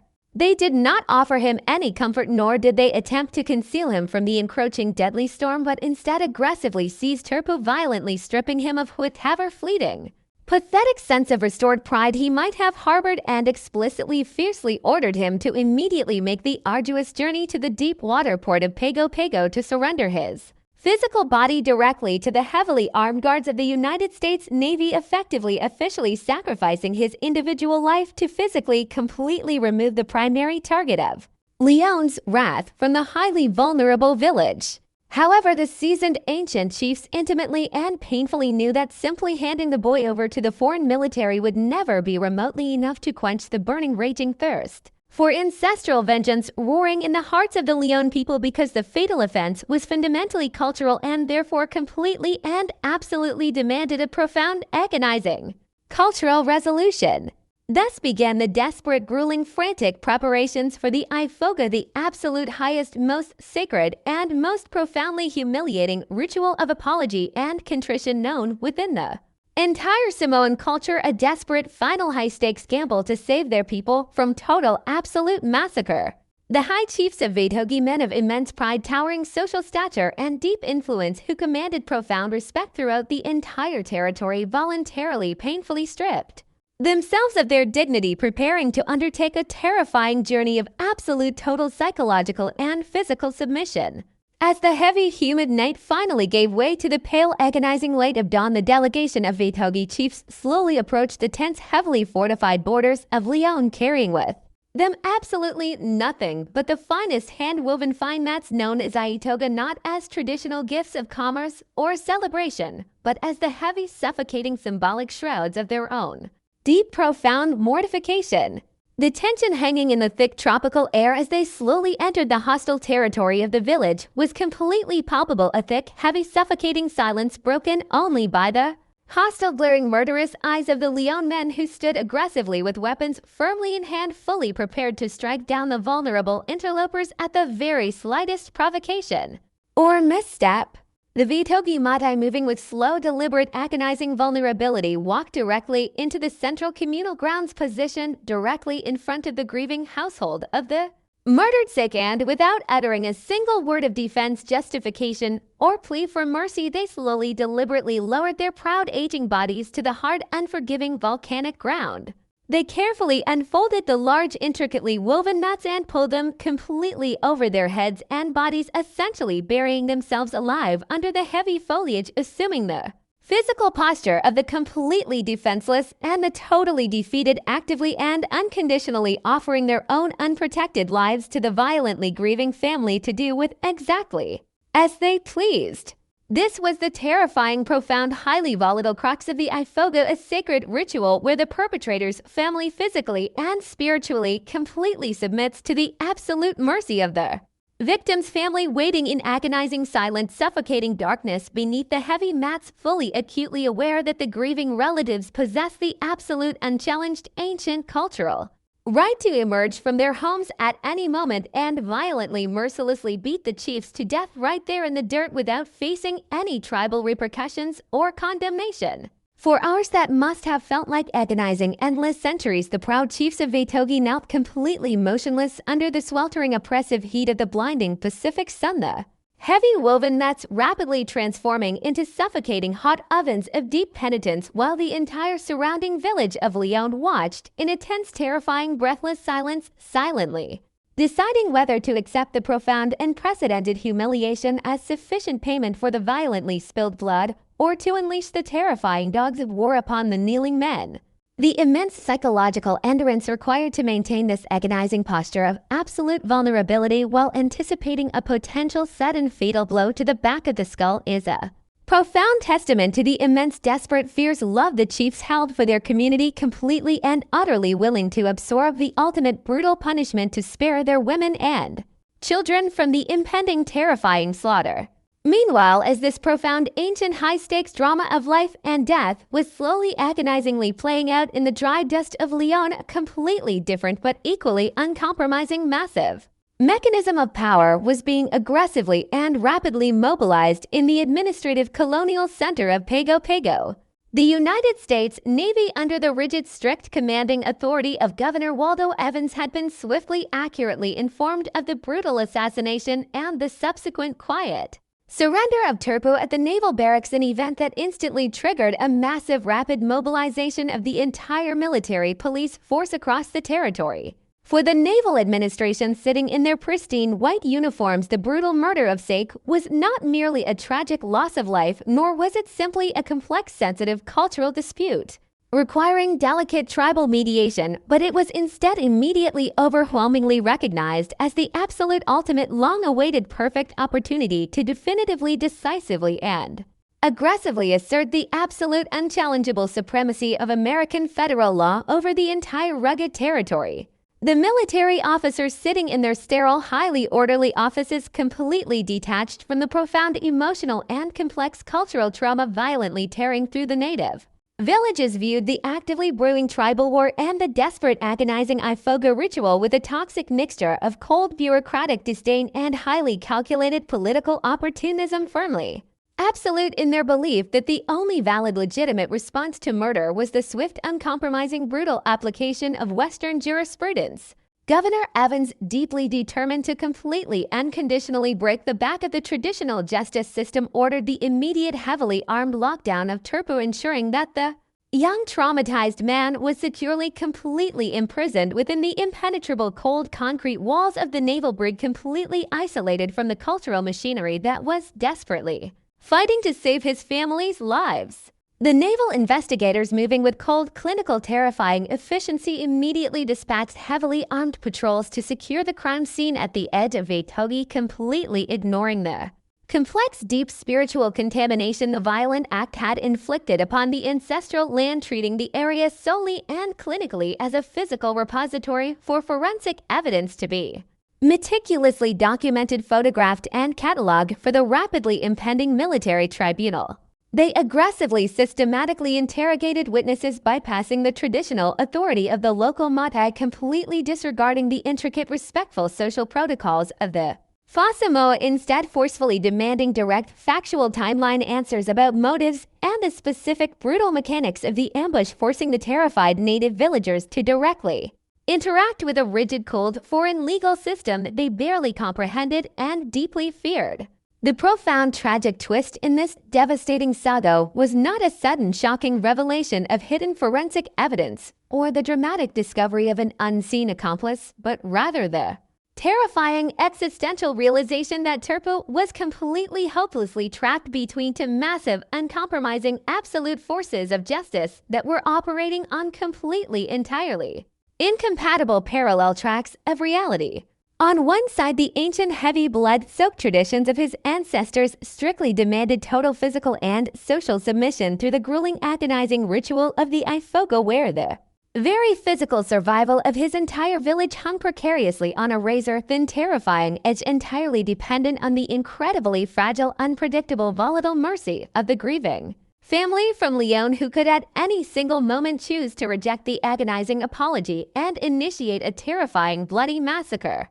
On the exact opposite side, the cold and feeling, highly mechanized bureaucracy of the United States Navy had already firmly, unconditionally locked him in its inescapable, heavy iron grip, viewing him not as a deeply humiliated, complex youth driven by profound cultural pressures, but simply as a violent, savage common criminal who provided the absolute perfect textbook political case study to publicly, forcefully, and permanently demonstrate the lethal, absolute, unyielding power of the newly established American colonial legal apparatus. Turpo, sitting completely alone in the suffocating hot darkness of his heavily guarded naval cell, completely, violently cut off from the agonizing, desperate, heavy sacrifices his revered chiefs were enduring under the scorching, relentless sun in Leon, was completely, utterly powerless to influence the terrifying, massive events he had violently, irreversibly set into motion, slowly coming to the horrific, chilling realization that regardless of whether the Ifoga was ultimately accepted or tragically, violently rejected, his own individual fate had already been permanently, unequivocally, and fatally sealed by the massive foreign military power that now completely dominated his beautiful ancestral homeland. The actual investigation phase of the brutal crime was essentially functionally over before it had even truly begun because there was absolutely no mystery to solve, no complex alibi to verify, and no intricate web of deceit to unravel, as Turpu had already willingly provided a full, detailed, uncoerced spoken confession to the stern naval authorities completely freely, admitting to the highly premeditated ambush and the devastating fatal shotgun blast that ended Sake's life. The true chilling, breathless suspense of this dark period lay not in the search for the unknown killer, but in the terrifying, breathtaking, unprecedented speed at which the American military governor deliberately moved to completely, unconditionally bypass all standard lengthy legal procedures, deliberately and systematically ignoring the fundamental constitutional rights typically unconditionally afforded to the accused under the American flag in order to rapidly, hastily, and aggressively convene a special territorial Supreme Court specifically, uniquely designed to swiftly, efficiently, and highly publicly condemn the young native man to death. The Naval Administration explicitly strategically weaponized the deep cultural fear of a massive tribal war, using the very real, terrifying threat of Leon's vengeance as the absolute ultimate ironclad justification for their unprecedented rapid legal escalation, arguing forcefully that only a swift, brutal, and highly visible public execution mandated and executed by the American government could definitively and permanently stop the island from rapidly descending into absolute total bloody anarchy, completely and deliberately disregarding the crucial fact that the traditional ancient Madai system was already actively, desperately, and highly successfully working to de-escalate the massive crisis through the sacred, profound Ifoga ritual. This calculated, deliberate, cold dismissal of the highly effective indigenous conflict resolution process firmly, irrevocably established the underlying dark legal and philosophical tragedy of the entire historical case, as the brief investigation seamlessly and rapidly transformed into a heavily orchestrated, terrifying military show trial where the ultimate fatal verdict was never truly in any doubt, and the primary objective of the entire proceeding was entirely focused on broadcasting a terrifying, unyielding, uncompromising message of absolute colonial subjugation to the entire deeply shocked Samoan population. The transition from the stifling, humid darkness of the naval brig to the stark, intimidating reality of the military courtroom in Fagatogo was a profound psychological shock for the young indigenous man who had spent his entire existence governed by the cyclical rhythms of the ocean and the deeply nuanced, unwritten social contracts of his ancestors, suddenly finding himself thrust into the rigid, clinical, and entirely unforgiving architecture of Western jurisprudence. The courtroom itself was a physical manifestation of American colonial power, a meticulously organized space where every wooden bench, every polished brass fixture, and every crisp white uniform of the naval officers present served to actively reinforce the absolute unyielding authority of the United States Navy over the remote Pacific territory, fundamentally designed to intimidate and overwhelm anyone who stood accused before its high bench. For Turpu, standing completely alone in the center of this alien environment, the legal proceedings must have felt less like a search for objective truth and much more like a meticulously orchestrated ceremonial display of absolute dominance, where the complex, deeply rooted cultural motivations that had violently driven him to pull the heavy trigger in the jungle were entirely stripped away, reduced to dry, sterile legal statutes and cold, unfeeling procedural language that completely failed to capture the agonizing human tragedy of his public humiliation. The highly controversial tribunal convened under the direct, explicit, and unquestionable orders of Naval Governor Waldo Evans moved with a terrifying, breathtaking speed that was virtually unprecedented in the annals of American legal history, completely ignoring the traditional, deliberate, measured pace of justice that supposedly defined the democratic institutions of the mainland United States. Within a mere matter of days following his quiet physical surrender and his subsequent full uncoerced confession, the young man was violently pushed through the entire complex machinery of a capital murder trial, a lightning-fast administrative process that completely, entirely bypassed the fundamental constitutional protections that would have been absolutely guaranteed to any citizen standing trial on American soil. The most glaring, devastating absence in the crowded, sweltering courtroom was the complete, total lack of a jury of his peers, an absolute cornerstone of the American justice system that was deliberately conspicuously withheld from the native population under the strict authoritarian guise of military occupation, leaving Turpo completely at the absolute mercy of a panel of appointed naval officers who possessed absolutely zero understanding of the intricate, fragile social dynamics of the Fosamoa and who viewed the indigenous traditions of honor and blood vengeance with nothing but thinly veiled colonial contempt. There was absolutely no vigorous defense mounted on behalf of the traumatized youth, no passionate, eloquent attorney pacing the wooden floorboards arguing for mitigating cultural circumstances or temporary insanity driven by profound psychological abuse, because the military tribunal was essentially a heavily choreographed legal performance with a preordained fatal conclusion. Turpo, overwhelmed by the massive incomprehensible forces actively crushing his life, completely resigned himself to his grim fate, offering absolutely no resistance and silently officially pleading guilty to the heavy charge of first-degree murder, an admission that seamlessly expedited the violent bureaucratic machinery that was actively preparing to permanently extinguish his life. However, the deafening echo of this extraordinarily rapid, heavily compromised trial did not merely disappear into the dense tropical foliage of Tutuila, but instead traveled rapidly across the vast expanse of the Pacific Ocean, eventually reaching the distant, bustling shores of the mainland United States, where the stark, terrifying details of the judicial proceeding instantly ignited a massive, fiery storm of intense legal and ethical controversy.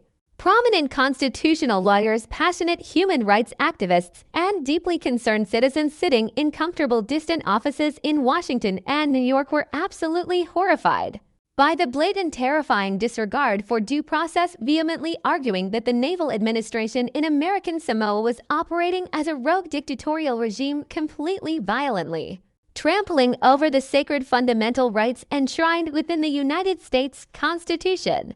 The fierce, passionate debates that rapidly erupted in the mainland newspapers and highly respected legal journals centered entirely on the deeply complex, profound question of whether the protective umbrella of the American Constitution automatically followed the American flag to its most remote, distant territories, or whether these isolated colonial outposts were legally permitted to exist in a terrifying dark gray zone where military governors could unilaterally wield absolute unchecked power over life and death without any oversight whatsoever. The most intense, furious criticism was directed specifically at the terrifying, undeniable fact that a native islander had been aggressively tried, convicted, and condemned to death in a matter of mere days without any access to a proper civilian jury, and most devastatingly without any legal mechanism or opportunity whatsoever to appeal his grave sentence to the higher civilian appellate courts or the Supreme Court in Washington, a blatant fundamental violation of basic human rights that struck at the very core of American democratic ideals. The activists forcefully, loudly demanded immediate federal intervention, desperately pleading for the higher civilian authorities to immediately halt the rapidly approaching execution, arguing that allowing the military tribunal's highly questionable verdict to stand would permanently establish a horrific, terrifying legal precedent that would forever stain the moral conscience of the entire nation. Yet, despite the massive growing wave of mainland outrage and the incredibly fierce, articulate legal arguments being heavily leveraged against his administration, Governor Evans remained entirely coldly and moved stubbornly, aggressively doubling down on his absolute authoritarian control over the small island territory, completely ignoring the distant, desperate pleas for constitutional justice. The governor, heavily insulated by the vast geographical distance and firmly supported by the rigid, unyielding hierarchy of the Navy Department, formally completely rejected every single petition and legal challenge, deliberately framing the severe, lightning-fast trial not as a subversion of justice, but as an absolute, critical, necessary measure to ensure the total, immediate pacification of a volatile native population. He forcefully argued with cold, calculating political rhetoric that any hesitation, any leniency, or any lengthy, drawn-out civilian appeals process would be immediately interpreted by the local indigenous tribes as a fatal sign of American weakness, inevitably, rapidly leading to the total, catastrophic collapse of territorial security and a rapid, devastating return to the bloody, chaotic days of intertribal warfare that the Navy was strictly mandated to permanently eradicate. The administration explicitly maintained the deeply flawed colonial perspective that the people of American Samoa were entirely legally distinct from American citizens and therefore fundamentally entirely ineligible for the robust, comprehensive constitutional protections that would have undoubtedly shielded the young man from the terrifying immediate wrath of the military tribunal, officially firmly establishing the chilling legal reality that on the island of Tutuila the governor's word was the absolute unquestionable final law. This rigid, uncompromising stance essentially completely sealed the heavy iron vault on Tupu's rapidly diminishing life, ensuring that the massive external legal battles raging thousands of miles away would remain nothing more than distant, impotent academic arguments completely incapable of stopping the grim, deadly reality that was actively unfolding within the heavily fortified walls of the naval base. The final agonizing moments of the rapid military trial were entirely devoid of any grand cinematic drama or profound moving declarations of justice, but rather concluded with the cold, terrifying mechanical efficiency of a military bureaucracy permanently disposing of a problematic, complex human asset. The presiding military judge, sitting high above the terrified, exhausted youth, did not offer any empathetic, nuanced understanding of the profound cultural tragedy that had brought them all into that sweltering courtroom, but instead looked down with cold, absolute authority and formally, sternly delivered the ultimate fatal judgment of the United States government. With a heavy, terrifying finality, the tribunal officially formally sentenced Turpo to suffer the absolute maximum penalty allowed under the strict naval code, actively condemning the young indigenous man to be executed by the highly public, incredibly violent method of hanging by the neck until death, completely, totally extinguishing any lingering fragile hope of leniency or cultural understanding.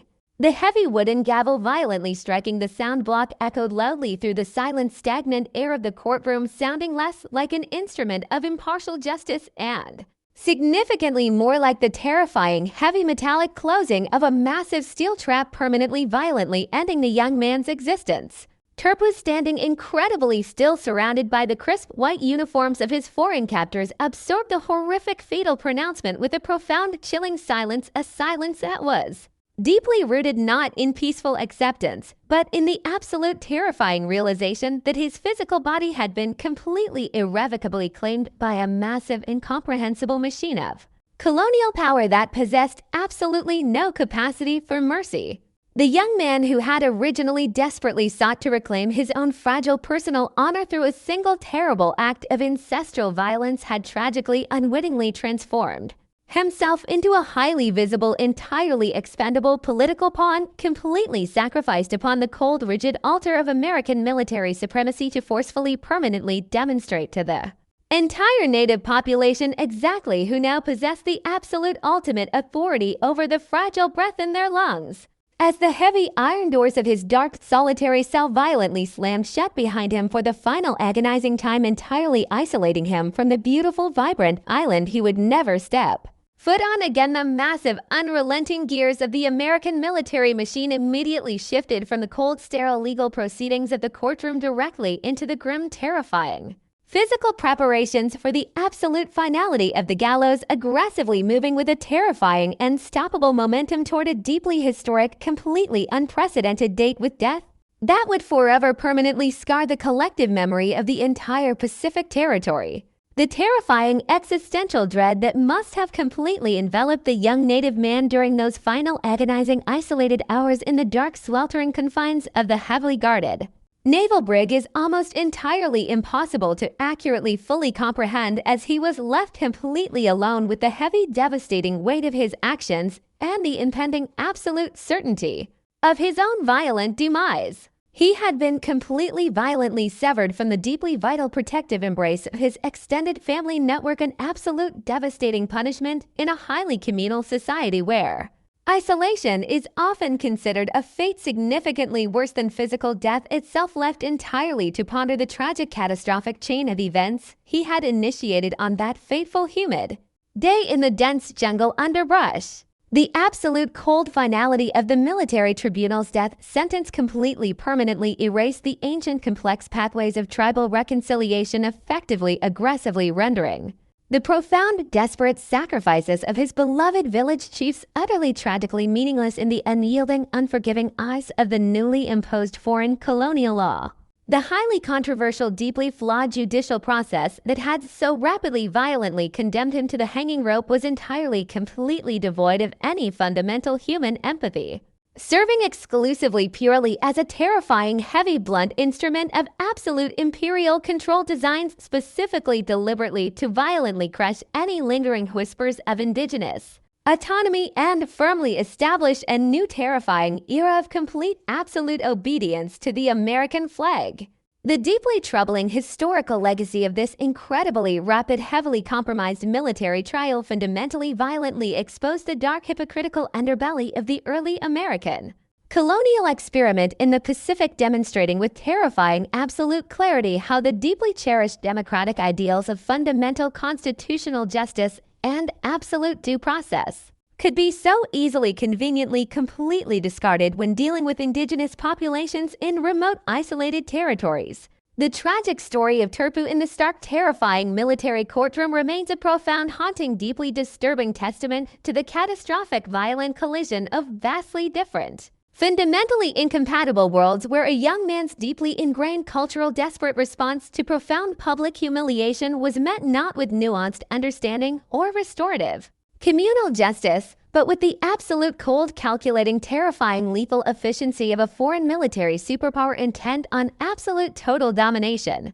The morning of July 1st, 1921, dawned with a deceptively serene, crystal clear light over the territory of Tutuila, as if the natural world itself were entirely indifferent to the catastrophic and permanent rupture about to occur in the social and legal fabric of the island. Within the heavily guarded, claustrophobic confines of the naval barracks, Turpu, the young man whose desperate, culturally driven act of violence had spiraled into a colonial nightmare, spent his final, agonizing hours in a profound, terrifying state of isolation, entirely severed from the comforting, vital embrace of his family and the traditional, restorative rituals of his ancestors. The absolute, cold finality of his impending demise hung heavy in the stagnant, humid air, a suffocating, physical weight that marked the end of his short, tragic journey through a world he no longer recognized, as the very forces he had challenged with a single shotgun blast were now meticulously, mechanically arranging the horrific, public finale of his existence.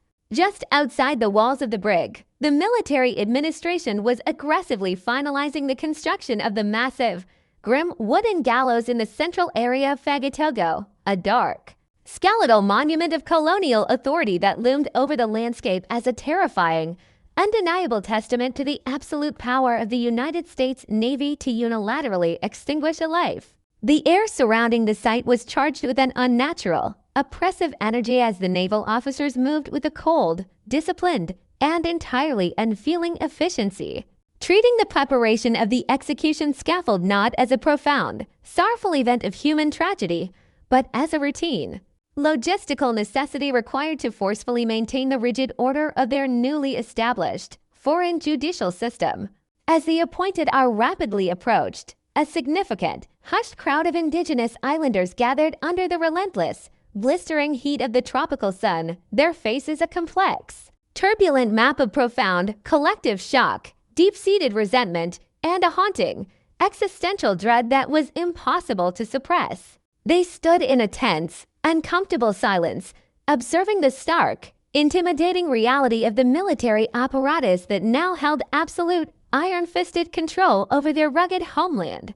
Fully cognizant that they were witnessing the final, brutal death throes of a traditional era that had governed their people for countless generations before the arrival of the foreign steel ships. When Turpu was finally brought out into the blinding, pitiless light of the afternoon, the sudden transition from the pitch-black darkness of his solitary cell must have been a profoundly disorienting experience, his physical body appearing thin, exhausted, and completely broken by the relentless, crushing weight of the terrifying legal machinery that had so rapidly and mercilessly dismantled his life. He walked toward the looming, ominous gallows with a slow, solemn, and strangely robotic gait, flanked on both sides by the crisp, immaculate, and entirely detached figures of his armed captors. his eyes likely searching the crowd for a single, familiar, and comforting gaze, yet finding only the terrified, averted faces of his own people who were frozen in an agonizing,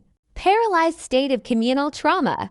The moment he was forcefully hoisted up onto the creaking, weathered platform of the scaffold, the sheer, horrific visibility of the entire spectacle was designed explicitly to leave absolutely no doubt in the minds of every single witness present about the catastrophic, irreversible consequence of defying the ironclad, absolute, and uncompromising rule of the American colonial administration. The military governor and his high-ranking officers stood firmly and arrogantly in the background, witnessing the systematic, judicial strangulation of the youth with a cold, clinical, and entirely self-righteous sense of institutional satisfaction, firmly convinced that they were performing a vital, necessary, and noble service by permanently etching the lethal, unyielding authority of the federal government into the collective memory of the native population. As the heavy, coarse hemp rope was tightened around his neck, the world must have narrowed down to the final, frantic, and entirely futile beating of his own heart, his last thoughts likely filled with a profound, bitter, and entirely unresolvable confusion about how his singular, desperate attempt to reclaim his lost, fractured honor had resulted in such a devastating, public, and absolute destruction of his own existence at the hands of an alien, unfeeling, and mechanical power. The drop of the heavy wooden floorboards created a sharp, resonant, and permanent sound that echoed violently across the bay of Pago Pago, a deafening, final note in the tragic, historical symphony of the island's forced, colonial modernization that would reverberate through the volcanic cliffs for decades to come. When the movement of his body finally ceased, the terrifying, absolute silence that descended upon the assembled crowd was far more profound and chilling than the sudden, violent death itself, representing the profound, collective realization that the ancient, sacred autonomy of their tribal laws had been officially, permanently, and violently superseded by the cold, unyielding dictates of a distant, foreign capital. The immediate, terrifying aftermath of the execution did not bring peace or a swift return to the traditional status quo, but instead plunged the entire territory into a deep, long-lasting state of profound, existential malaise, as the people struggled to reconcile their ancestral, deeply held identity with the harsh, modern, and entirely unforgiving reality of living under the total, absolute shadow of the American flag. The execution of Turpa was a dark, foundational stone upon which the military administration built the legitimacy of its long-term presence in American Samoa, a calculated, horrific sacrifice that succeeded in its primary, cold objective of completely and permanently silencing the violent, retributive impulses of the traditional tribal systems. Yet it left behind a festering, unhealed wound of deep, systemic resentment that would remain buried beneath the surface of the island's culture for generations. The historical memory of that grim day, marked by the rapid, administrative efficiency of the military tribunal and the chilling, public spectacle of the hanging, serves as an essential, deeply unsettling case study in the profound, traumatic violence inherent in the early, colonial expansion of global superpowers into remote, traditional communities. To look back at the life and the tragic, premature death of this young man is to look directly into the heart of a massive, unavoidable collision between two fundamentally, irreconcilably different ways of perceiving justice, honor, and the value of a human life, where the complex, personal tragedy of a humiliated youth was completely, callously, and efficiently crushed by the massive, impersonal, and entirely unforgiving gears of a modern colonial bureaucracy. The haunting echo of the gallows trapdoor continues to resonate as a powerful, cautionary reminder of the immense human cost incurred when a powerful, foreign authority chooses to impose its rigid, standardized, and entirely alien legal frameworks upon a community without first seeking to comprehend, honor, or integrate the deep, complex, and vital roots of the local culture. Even today, the legacy of this first legal execution remains a somber, cautionary thread in the intricate, historical tapestry of American Samoa, serving as a sobering, constant reminder of the profound, irreversible damage that can be inflicted upon a traditional society when the cold and feeling machinery of law is allowed to operate in a vacuum, entirely divorced from the essential, humanizing, and restorative elements of genuine, communal understanding. As the shadows lengthen across the rugged, volcanic landscape of Tutuila, the memory of Turpu stands as a silent, solemn monument to the devastating, tragic consequences of pride, the brutal, unyielding nature of colonial power, and the profoundly difficult, painful, and agonizing process of a community forced to transition into a new, entirely alien, and often merciless reality. His story is not merely a dry, historical footnote or a simple, moralizing tale of crime and punishment, but a deeply, profoundly complex human narrative that demands to be remembered with a solemn, persistent, and clear-eyed acknowledgement of the massive, often catastrophic, and irreparable losses that occur when the ancient, delicate rhythms of a local culture are violently and permanently disrupted by the relentless, unfeeling, and entirely overwhelming tide of history. The chilling, absolute silence that followed his death was not just the silence of the grave, but the loud, reverberating silence of an entire people finally, forcefully coming to terms with the cold, undeniable, and terrifying realization that their world had been fundamentally, irrevocably, and forever altered by the heavy, iron-shod foot of a foreign, colonial master, and that the long, dark, and challenging path ahead would require them to navigate a fragile, entirely new existence under the absolute, unyielding, and often deeply contradictory shadow of an American law that they had never asked for, never understood, and never truly had the power to ever fully escape or overcome. The tragedy remains a constant, silent presence in the cultural consciousness of the territory, forever frozen in the grim, public moment of the hanging, and enduring historical lesson on the absolute, destructive necessity of integrating respect, empathy, and genuine cultural humility into every single potential encounter between vastly different, disparate, and historically significant human civilizations. The echoes of that grim day in July of 1921 did not merely fade into the humid, salty breezes of the Pacific, but instead embedded themselves deeply into the bedrock of American Samoan history, serving as a permanent, chilling threshold between two vastly different eras. The execution of Turpu acted as a definitive, surgical strike against the traditional autonomy of the local people, effectively terminating the era where intertribal grievances could be resolved through the ancestral, communal, and profoundly humanizing processes of the Fa Samoa. In the years that followed, the naval administration continued to entrench its influence, operating under the assumption that the swift, uncompromising display of lethal force had successfully pacified the population and cemented the absolute legitimacy of its colonial mandate. Yet, beneath the veneer of this imposed stability, a complex, silent trauma lingered in the villages, a persistent, mournful remembrance of the young man who had become an unwilling martyr for a system that neither valued his cultural heritage nor understood the immense, suffocating weight of the shame that had driven his fatal actions. The story of Turpu became a quiet, cautionary legend passed down through the generations, whispered among the elders not as a simple condemnation of a murderer, but as a somber, reflective meditation on the profound, destructive costs of foreign occupation and the tragic, inevitable erasure of traditional justice. It was a narrative that highlighted the inherent, lethal contradictions of attempting to govern a deep, communally based society through the cold, standardized, and impersonal mechanisms of a military hierarchy.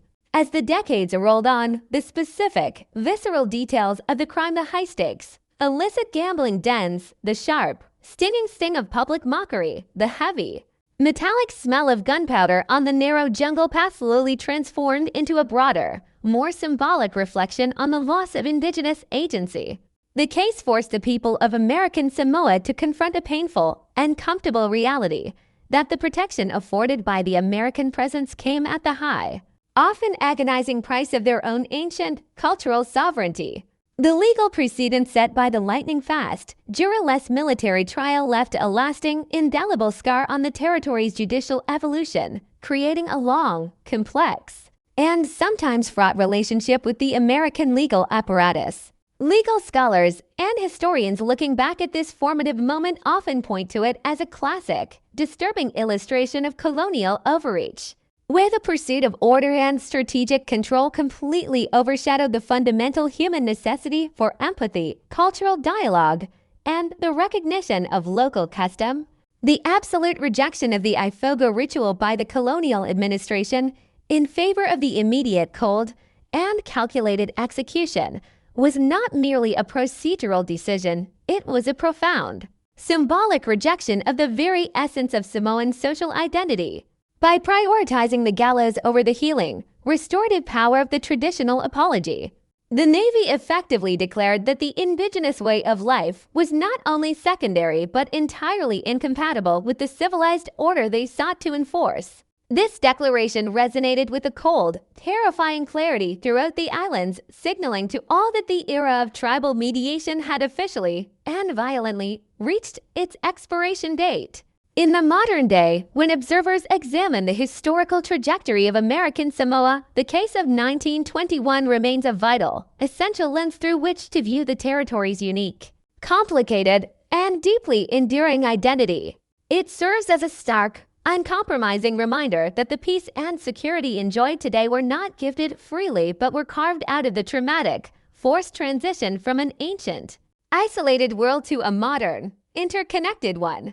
The gallows in Fagatogo may have been dismantled and the records of the trial relegated to dusty, forgotten archives, but the underlying tension between the local, customary law and the overarching federal mandate remains a vital, pulsing thread in the ongoing conversation about sovereignty, rights, and the complex, beautiful, and deeply challenged nature of the Samoan experience. The memory of the young man who stood on that platform serves not as a hero or a villain, but as a complex, human mirror reflecting the immense, often brutal pressures of a world where cultures are forced to collide in the name of progress, strategy, and administrative control. His tragedy was the tragedy of an entire community forced to watch, helpless and terrified, as the world they had known for centuries was systematically and rapidly dismantled in favor of a reality that promised order but delivered, in its most profound moments, only silence, separation,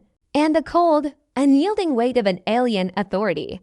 The story of Turbu is a testament to the fact that justice, when it is practiced without the vital, essential components of cultural respect and profound human connection, becomes nothing more than a powerful, destructive tool for the consolidation of power. It reminds us that every legal system, no matter how sophisticated, rational, or modern it may appear, is fundamentally rooted in a specific, subjective set of values. And when those values are forcibly imposed upon a distinct, equally rich, and historically significant civilization, the result is inevitably a profound, lasting, and deeply painful fragmentation of the human experience. The legacy of this case lives on in the persistent, quiet determination of the Samoan people to maintain the strength of their Fasamo in the face of an ever-changing, globalized world. A testament to their resilience, their deep, enduring connection to their ancestors, and their ongoing, sophisticated negotiation of what it means to be both an integral part of a modern, international system and a fiercely proud, traditional, and sovereign people. As the sun sets over the rugged, volcanic coastline of Tutuila, the memory of that fateful, humid afternoon continues to cast a long, contemplative shadow, inviting a new generation to contemplate the immense, often uncalculated costs of civilization and the enduring, vital, and incredibly precious nature of genuine, restorative justice in an often unforgiving world.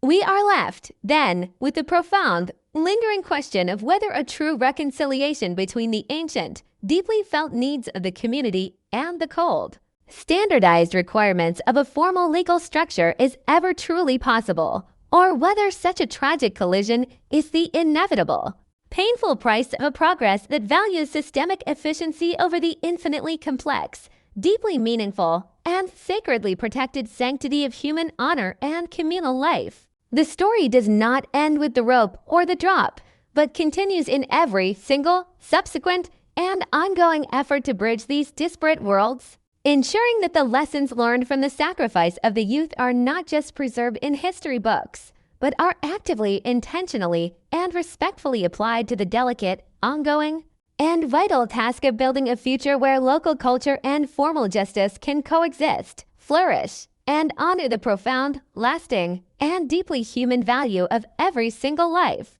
The historical narrative of Tutuila is thus not one of mere conquest or total submission, but a long, complex, and profoundly significant chronicle of survival, adaptation, and the persistent, unyielding desire for a community to retain its soul even as the relentless, powerful tide of global history washes over its shores, leaving behind both the debris of tragedy and the enduring, brilliant, and incredibly resilient seeds of a culture that refuses to be silenced by the cold, metallic roar of a distant and uncaring world. The case of 1921 stands ultimately as a solemn, powerful, and indelible marker of the territory's journey, a story that demands to be heard, respected, and fully integrated into the collective, national memory as a foundational, albeit deeply scarred, piece of the identity that continues to shape and define the beautiful, vibrant, and incredibly storied islands of American Samoa today, providing a necessary, honest, and unflinching look at the often violent, uncomfortable, and profoundly transformative nature of the path that led to the contemporary, complex, and modern reality of the territory. It is through the remembrance of such intense, traumatic, and deeply significant moments that the community can continue to honor its past, navigate its present with wisdom, and build a future that is grounded in the profound, vital, and incredibly precious understanding that true justice must always, and without exception, be tempered with a genuine, deep, and unwavering commitment to the dignity, the honor, and the deeply sacred value of the individual within the context of the community. The echo of that final trapdoor continues to resonate not as a sound of absolute, final destruction, but as a persistent, low-frequency, and deeply significant reminder that the history of American Samoa is a living, breathing, and incredibly profound testament to the resilience, the strength, and the unyielding, noble spirit of a people who have survived the worst of their past and emerged through a long, difficult, and incredibly transformative process to craft their own unique and powerful identity in the modern, global, and increasingly interconnected, yet still deeply and uniquely Samoan, world of today. The profound reverberations of the tragedy that unfolded in the summer of 1921 extend far beyond the narrow, dusty confines of the trial transcripts or the fading memories of those who stood beneath the gallows in Fagatogo, manifesting instead as an enduring, foundational pillar in the contemporary, complex identity of American Samoa. To conclude, this chronicle is not to close a chapter on a solved crime, but rather to acknowledge the persistent, living presence of a historical wound that continues to inform the delicate, ongoing dance between the preservation of ancient, sacred custom and the integration of modern, administrative governance. The execution of Turpu serves as the definitive point of rupture, a historical scar that reminds every generation of the immense, often brutal pressures exerted by a colonial power that prioritized the cold, systemic stability of a strategic military outpost over the delicate, deeply nuanced, and restorative social mechanisms of the indigenous population. In the wake of this seismic event, the territory underwent a profound, irreversible transformation as the traditional authority of the Matai once the sole, unquestioned arbiters of justice and communal order was fundamentally recalibrated to exist within the heavy, restrictive shadow of a foreign, federal mandate. This recalibration was not a voluntary, peaceful evolution, but a forced, traumatic assimilation that required the people to navigate a bifurcated reality where their ancestral hearts and minds were governed by the Fa Samoa, while their public, civic existence was dictated by the alien, rigid statutes of an American naval command. The story of this transition, marked so violently by the drop of the scaffold's trapdoor, is a testament to the resilience of a culture that refused to be utterly consumed by the machinery of empire, instead choosing to harbor its traditions in the quiet, private spaces of the family and the village, far removed from the watchful, scrutinizing gaze of the colonial administrators. Throughout the decades, the specific details of the murder, the gambling debt, the public humiliation, the tragic ambush have been distilled into a broader, more existential narrative about the loss of Indigenous agency and the profound moral cost of progress when that progress is bought at the expense of local dignity. The legacy of the 1921 trial is perhaps most acutely felt in the contemporary, sophisticated, and often heated debates surrounding sovereignty and self-determination within the territory, as it remains a poignant, visceral example of what happens when a community is denied the right to resolve its own internal conflicts according to its own, historically verified, and culturally congruent values. The naval administration's decision to bypass the Ifoga ritual remains the singular, most egregious failure of the entire occupation, a tactical decision that prioritized short-term, visual demonstration of dominance over the long-term, profound, and restorative potential of true, cross-cultural understanding. By discarding the one instrument that could have healed the fractured honor of both the victims and the perpetrators' families, the Navy guaranteed that the trauma would not merely dissipate with time, but would, instead, crystallize into a persistent, underlying resentment that would complicate and challenge the legitimacy of the American colonial project for the remainder of its duration. In the modern era, as American Samoa continues to navigate its unique, semi-autonomous status, the lessons of this tragic case are more relevant than ever, serving as a powerful, silent mentor to all who hold positions of authority, whether they are local leaders, federal administrators, or global observers of the territory's journey. The importance of integrating cultural humility into the practice of justice is not merely a theoretical, academic aspiration, but a practical, life-saving necessity. A recognition that a legal system that is blind to the heartbeat of the community it serves is fundamentally doomed to produce results that are, at best, inefficient and, at worst, catastrophically destructive. The memory of Turpu, therefore, survives not as a static, archival image, but as a dynamic, questioning presence that challenges the territory to consistently reevaluate the health and the integrity of its own legal and social institutions, urging a move away from the cold, bureaucratic rigidity of the past and toward a future where the strength of the law is measured by its capacity to restore, to heal, and to respect the infinite, complex, and sacred worth of every individual.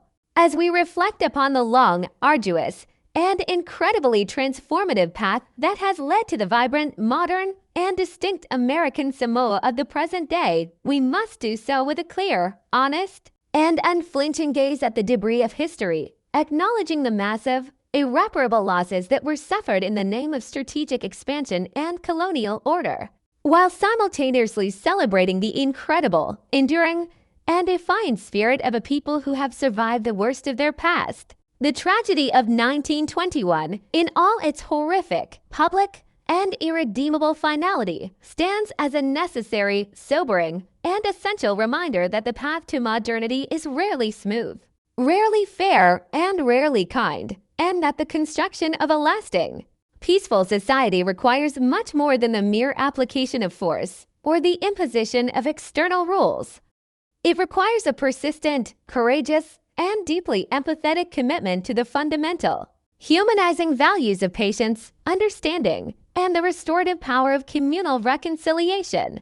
The story of the young man from Beetobi, who sought to settle a debt of honor with a weapon of war only to become the first, unwilling sacrifice to a new, foreign, and unforgiving legal system, is a narrative that belongs to the entire territory, a dark, heavy, and undeniably significant chapter in the collective, evolving identity of the Samoan people. It is a story that, when told with the necessary depth, nuance, and respectful attention to its profound human cost, does not merely document a past event but actively, intentionally, and continuously informs the development of a more just, equitable, and culturally integrated future for all who call these beautiful islands home.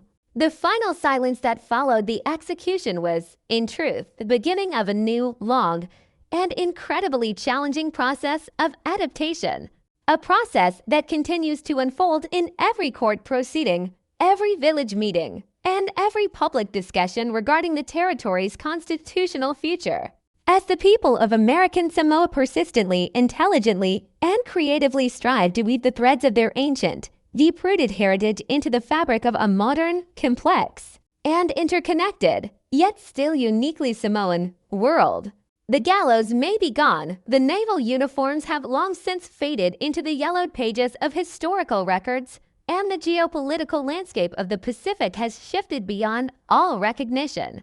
Yet the fundamental question raised by the tragedy of 1921, how can we best honor the dignity and the traditional honor of our people while participating in the broader, globalized systems of the modern era, remains the central, beating heart of the Samoan experience. It is a question that, by its very nature, admits no easy, simple, or singular answer, demanding instead a continuous, dedicated, and deeply thoughtful dialogue that acknowledges the trauma of the past while remaining resolutely committed to the promise, the potential, and the inherent sacred value of the future. The chronicle of this case, from the first spark of animosity in the dark, clandestine gambling dens to the final, echoing crash of the trapdoor, stands as a testament to the immense, often unrecognized power of culture to dictate the terms of our existence, even when we believe we are acting in the interest of cold, rational, and modern progress. It serves as an ultimate, humbling acknowledgement that, no matter how advanced, technologically superior, or strategically dominant we believe ourselves to be, the most essential, vital, and indestructible force in any society is the deeply held human desire for honor, the profoundly resonant cultural need for restorative justice, and the stubbornly persistent, unyielding, and incredibly resilient spirit of a community that refuses to be defined, silenced, or destroyed by the cold, metallic roar of a world that fails to understand the true, hidden, and sacred value of the soul. In the end, the sacrifice of the youth remains a dark, heavy, and profoundly significant milestone, a marker of where we have been, a mirror of where we currently stand, and a silent, solemn, and enduring beacon that guides us toward a more compassionate, respectful, and culturally informed future.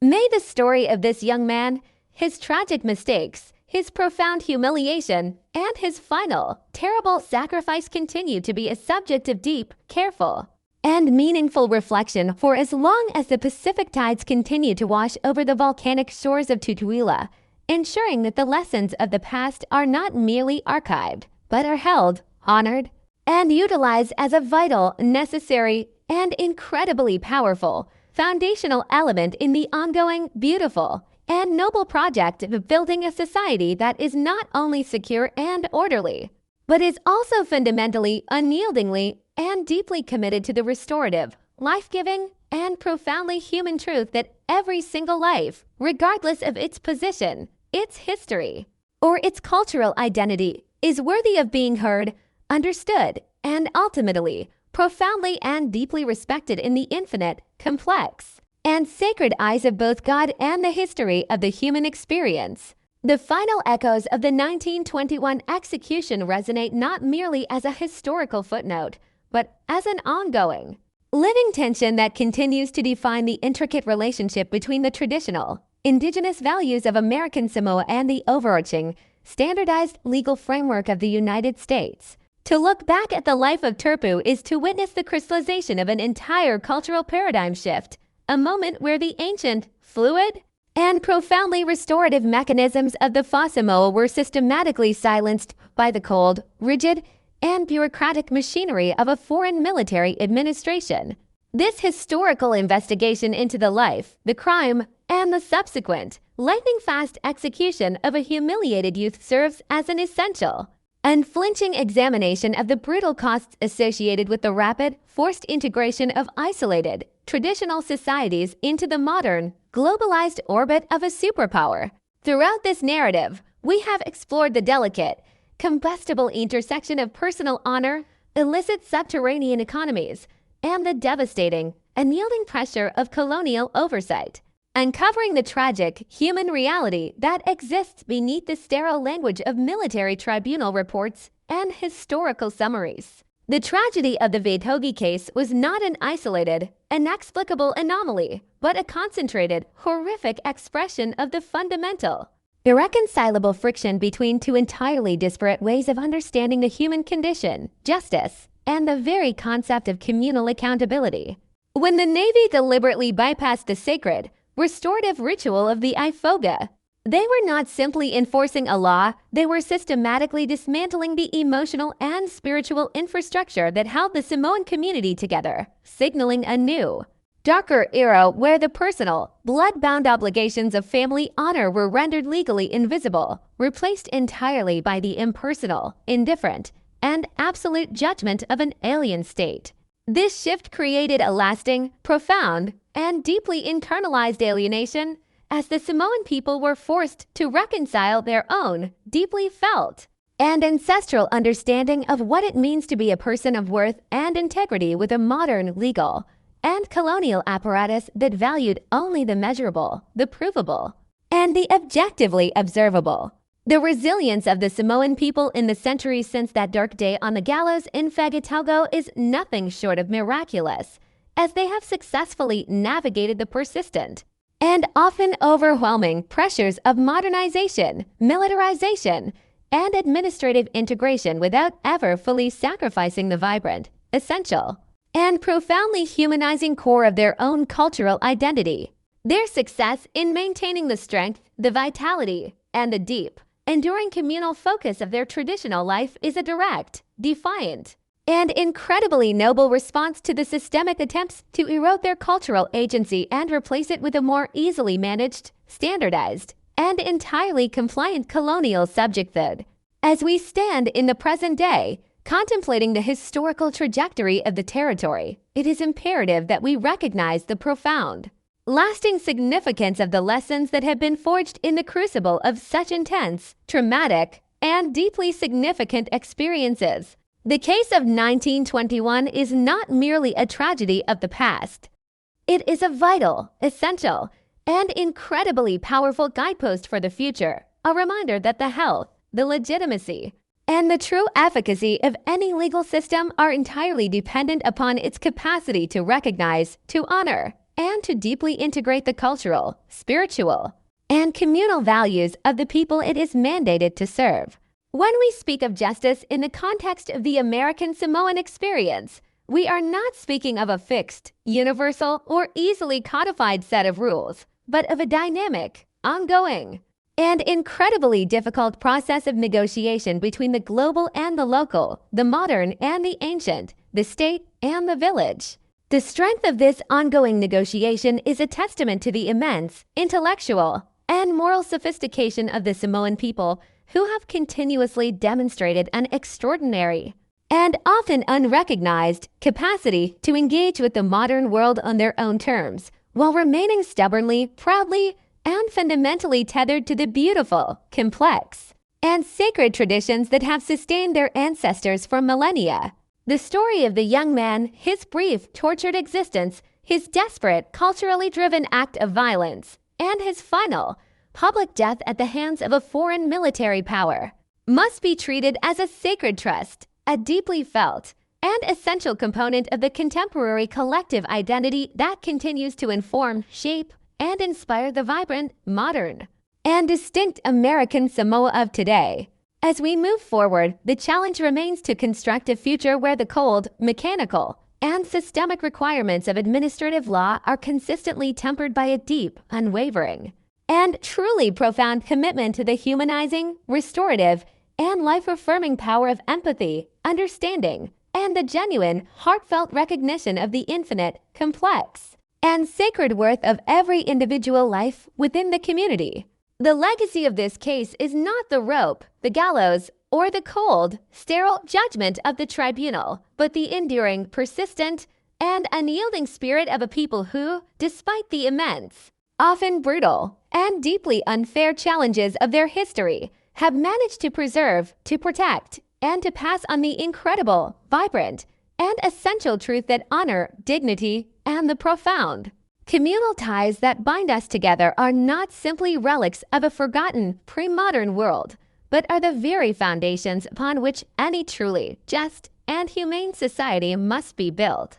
The ongoing project of building a more just, equitable, and culturally integrated future is, in itself, the most profound, meaningful, and enduring response to the tragedy of 1921.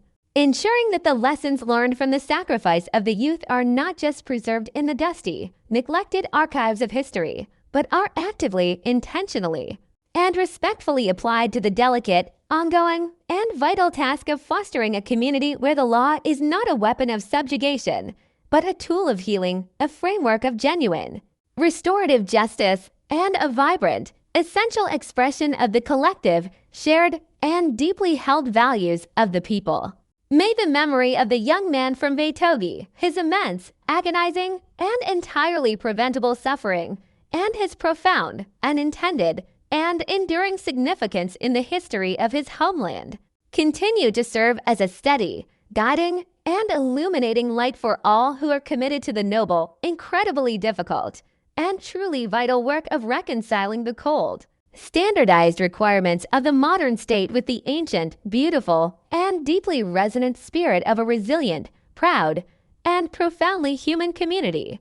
The history of American Samoa, with all its tragic ruptures, its painful adjustments, and its incredible, defiant triumphs, is a history that deserves to be known, to be felt, and to be profoundly understood in all its complex, nuanced, and deeply humanizing dimensions, reminding us that the true strength of any people is found not in their capacity to dominate, but in their immense, extraordinary, and often quiet capacity to survive, to adapt, and to ultimately, triumphantly define their own unique, beautiful, and enduring presence in the vast, complex, and increasingly interconnected, yet still deeply and uniquely Samoan, world of today.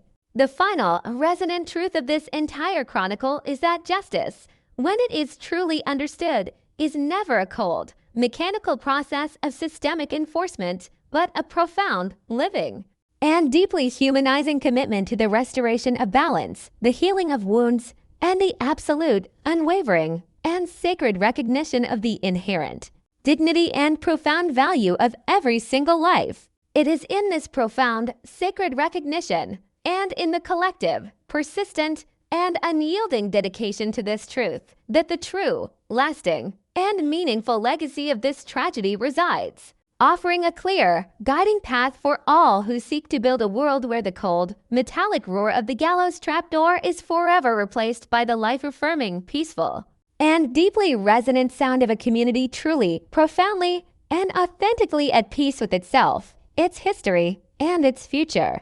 The gallows is a memory, the law is an evolution, but the spirit of the people remains the enduring, vital, and incredibly powerful center of the Samoan experience. A spirit that has weathered the most intense, traumatic, and destructive forces of history, only to emerge stronger, wiser, and more profoundly connected to the essential, sacred truths of their own culture, ensuring that the story of the past is not just a burden, but a vital, necessary, and incredibly empowering foundation for all the bright, noble, and deeply meaningful chapters of the story that is yet to be written. This is the ultimate, enduring, and incredibly significant legacy of the Vaitogi tragedy, a legacy of resilience, a legacy of profound, communal wisdom, and a legacy of an unyielding, noble, and beautiful human spirit that refuses to be silenced by the cold, impersonal, and destructive machinery of an alien power, but instead continues to sing its own resonant and life-affirming song across the vast, beautiful, and enduring reaches of the Pacific. The final chapter of this somber and complex narrative must necessarily turn away from the cold, mechanical statistics of the naval archives and toward the profound, enduring spirit of the Samoan people themselves, who have continued to navigate the volatile currents of history long after the last echo of the 1921 execution faded from the rugged cliffs of Tutuila. To conclude this investigation is to recognize that while the colonial administration believed they had successfully and permanently silenced the traditional impulses for retributive justice, they had, in fact, merely forced those impulses to seek deeper, more resilient, and ultimately more adaptive channels of expression. The memory of the young man who stood upon the gallows in Fagatogo has not vanished.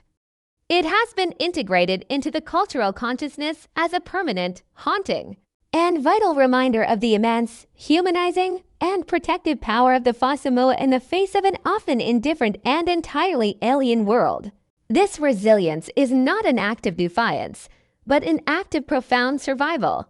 A testament to the fact that when a community is confronted by a foreign authority that seeks to impose its values through fear, violence, and systematic exclusion, the most potent and successful response is the quiet, persistent, and unwavering commitment to the values that define their own unique, ancestral identity.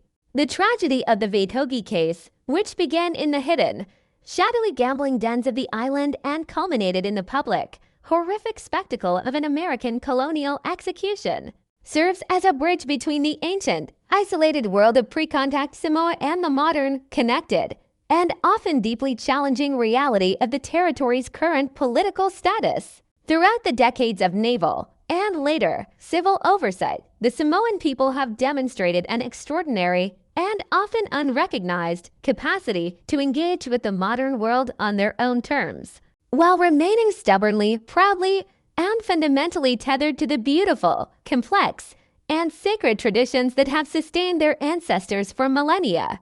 Their success in maintaining the strength, the vitality, and the deep, enduring communal focus of their traditional life is a direct, defiant, and incredibly noble response to the systemic, and often brutal, attempts to erode their cultural agency and replace it with a more easily managed, standardized, and entirely compliant colonial subjecthood.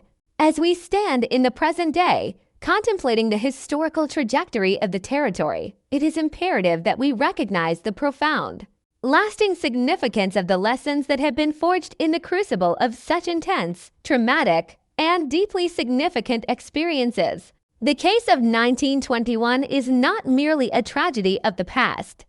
It is a vital, essential, and incredibly powerful guidepost for the future, a reminder that the health, the legitimacy, and the true efficacy of any legal system are entirely dependent upon its capacity to recognize, to honor, and to deeply integrate the cultural, spiritual, and communal values of the people it is mandated to serve.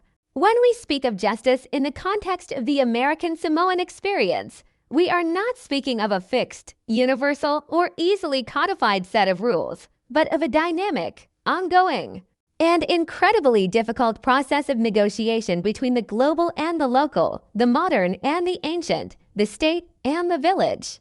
The strength of this ongoing negotiation is a testament to the immense intellectual and moral sophistication of the Samoan people, who have continuously demonstrated an extraordinary and often unrecognized capacity to engage with the modern world on their own terms, while remaining stubbornly, proudly, and fundamentally tethered to the beautiful, complex, and sacred traditions that have sustained their ancestors for millennia. The story of the young man, his brief, tortured existence, his desperate, culturally driven act of violence, and his final, public death at the hands of a foreign military power, must be treated as a sacred trust, a deeply felt and essential component of the contemporary collective identity that continues to inform, shape, and inspire the vibrant, modern, and distinct American Samoa of today. As we move forward, the challenge remains to construct a future where the cold, mechanical, and systemic requirements of administrative law are consistently tempered by a deep, unwavering, and truly profound commitment to the humanizing, restorative, and life-affirming power of empathy, understanding, and the genuine, heartfelt recognition of the infinite, complex, and sacred worth of every individual life within the community.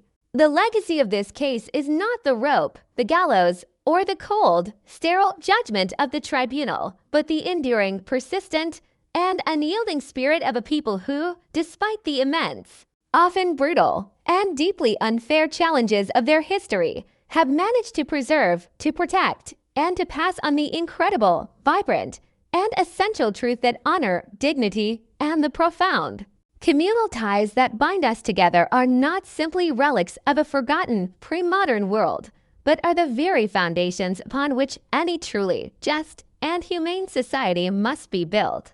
The ongoing project of building a more just, equitable, and culturally integrated future is, in itself, the most profound, meaningful, and enduring response to the tragedy of 1921, ensuring that the lessons learned from the sacrifice of the youth are not just preserved in the dusty, neglected archives of history, but are actively, intentionally, and respectfully applied to the delicate, ongoing, and vital task of fostering a community where the law is not a weapon of subjugation, but a tool of healing, a framework of genuine, restorative justice, and a vibrant, essential expression of the collective, shared, and deeply held values of the people.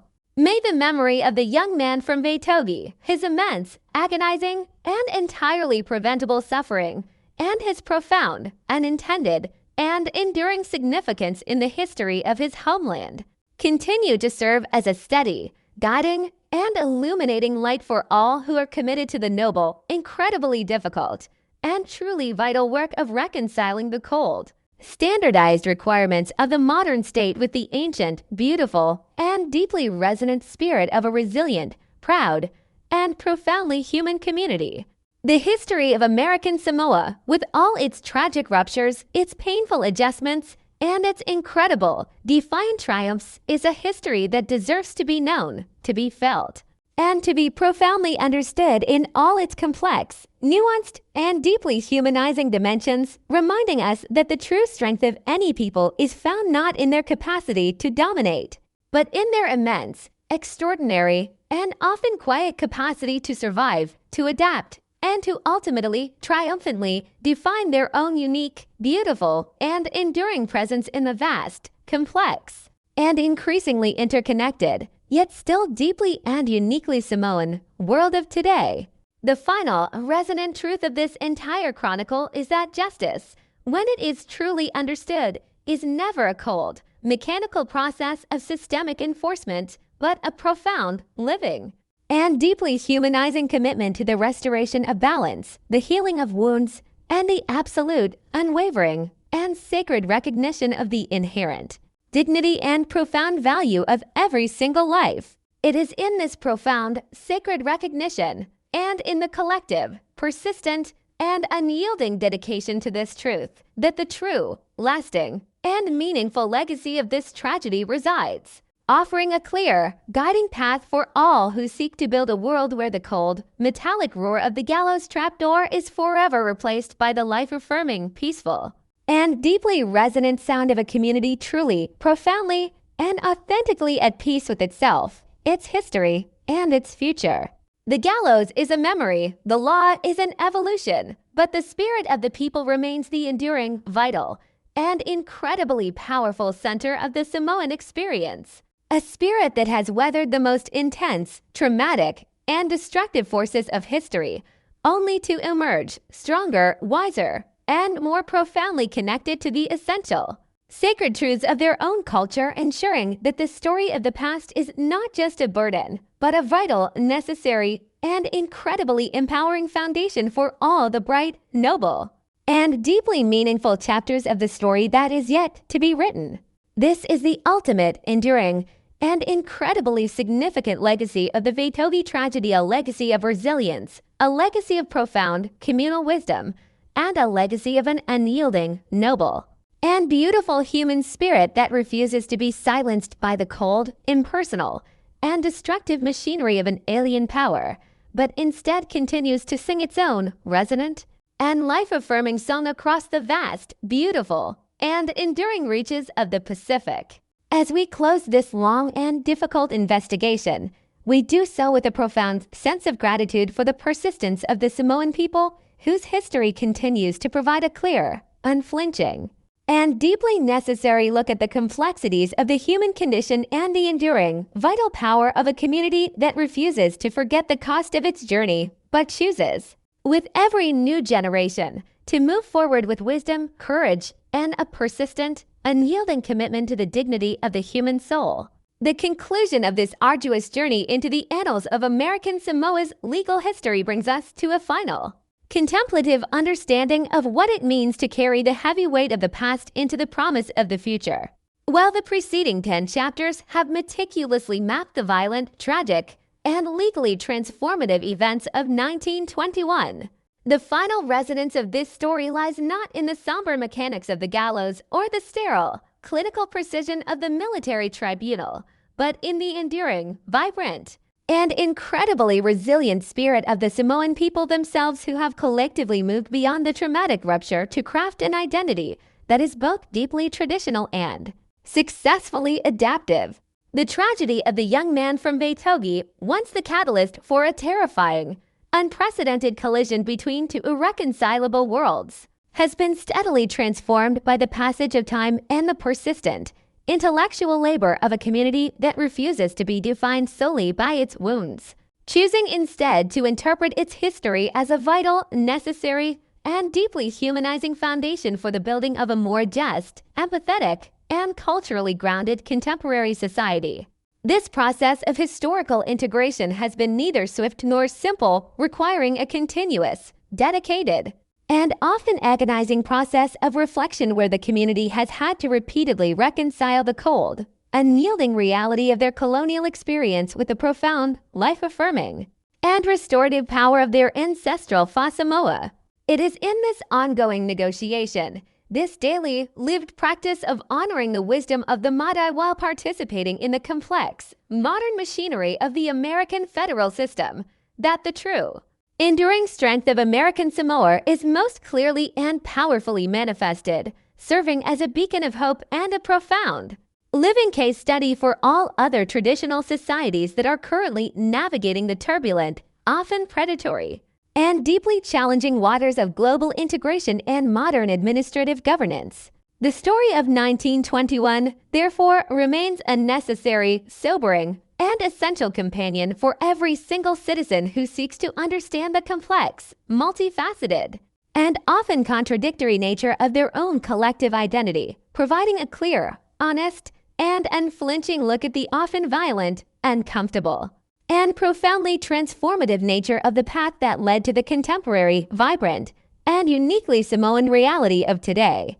As we look forward toward the horizons of the coming century, the legacy of this case stands as a solemn, powerful, and indelible reminder that the most essential, vital, and indestructible force in any society is the deeply held human desire for honor, the profoundly resonant cultural need for restorative justice, and the stubbornly persistent, unyielding, and incredibly resilient spirit of a community that refuses to be defined, silenced, or destroyed by the cold, metallic roar of a world that fails to understand the true, hidden, and sacred value of the soul. The gallows is now nothing more than a fading, dark memory. The legal codes have evolved into more inclusive and nuanced frameworks, and the geopolitical landscape of the Pacific has shifted beyond all recognition. Yet the fundamental questions raised by the 1921 tragedy, questions of dignity, of cultural survival, and of the true meaning of justice in an increasingly interconnected yet deeply unequal world, remain as urgent, essential, and profoundly significant as they were on that fateful, humid afternoon when the first historic trapdoor fell in Fagatogo. It is through the persistent, honest, and deeply respectful remembrance of such intense, traumatic, and significant moments that the community can continue to honor its past, navigate its present with wisdom, and build a future that is grounded in the profound, vital, and incredibly precious understanding that true justice must always, and without exception, be tempered with a genuine, deep, and unwavering commitment to the dignity, the honor, and the deeply sacred value of the individual within the context of the community. The echo of that final sound continues to resonate, not as a sound of absolute, final destruction, but as a persistent, low frequency, and deeply significant reminder that the history of American Samoa is a living, breathing, and incredibly profound testament to the resilience, the strength, and the unyielding, noble spirit of a people who have survived the worst of their past and emerged through a long, difficult, and incredibly transformative process to craft their own unique and powerful identity in the modern, global, and increasingly interconnected, yet still deeply and uniquely Samoan, world of today. The final, resonant truth of this entire 11-part chronicle is that justice, when it is truly understood, is never a cold, mechanical process of systemic enforcement, but a profound, living, and deeply humanizing commitment to the restoration of balance, the healing of wounds, and the absolute, unwavering, and sacred recognition of the inherent dignity and profound value of every single life. It is in this profound, sacred recognition and in the collective, persistent, and unyielding dedication to this truth that the true, lasting, and meaningful legacy of this tragedy resides, offering a clear, guiding path for all who seek to build a world where the cold, metallic roar of the gallows trapdoor is forever replaced by the life-affirming, peaceful, and deeply resonant sound of a community truly, profoundly, and authentically at peace with itself, its history, and its future. The story does not end with the rope, the gallows, or the cold, sterile judgment of the tribunal, but continues in every single, subsequent, and ongoing effort to bridge these disparate worlds, ensuring that the lessons learned from the sacrifice of the youth are not just preserved in the dusty, neglected archives of history, but are actively, intentionally, and respectfully applied to the delicate, ongoing, and vital task of fostering a community where the law is not a weapon of subjugation, but a tool of healing, a framework of genuine, restorative justice, and a vibrant, essential expression of the collective, shared, and deeply held values of the people. May the memory of the young man from Beethoven, his immense, agonizing, and entirely preventable suffering, and his profound, unintended, and enduring significance in the history of his homeland continue to serve as a steady, guiding, and illuminating light for all who are committed to the noble, incredibly difficult, and truly vital work of reconciling the cold, standardized requirements of the modern state with the ancient, beautiful, and deeply resonant spirit of a resilient, proud, and profoundly human community.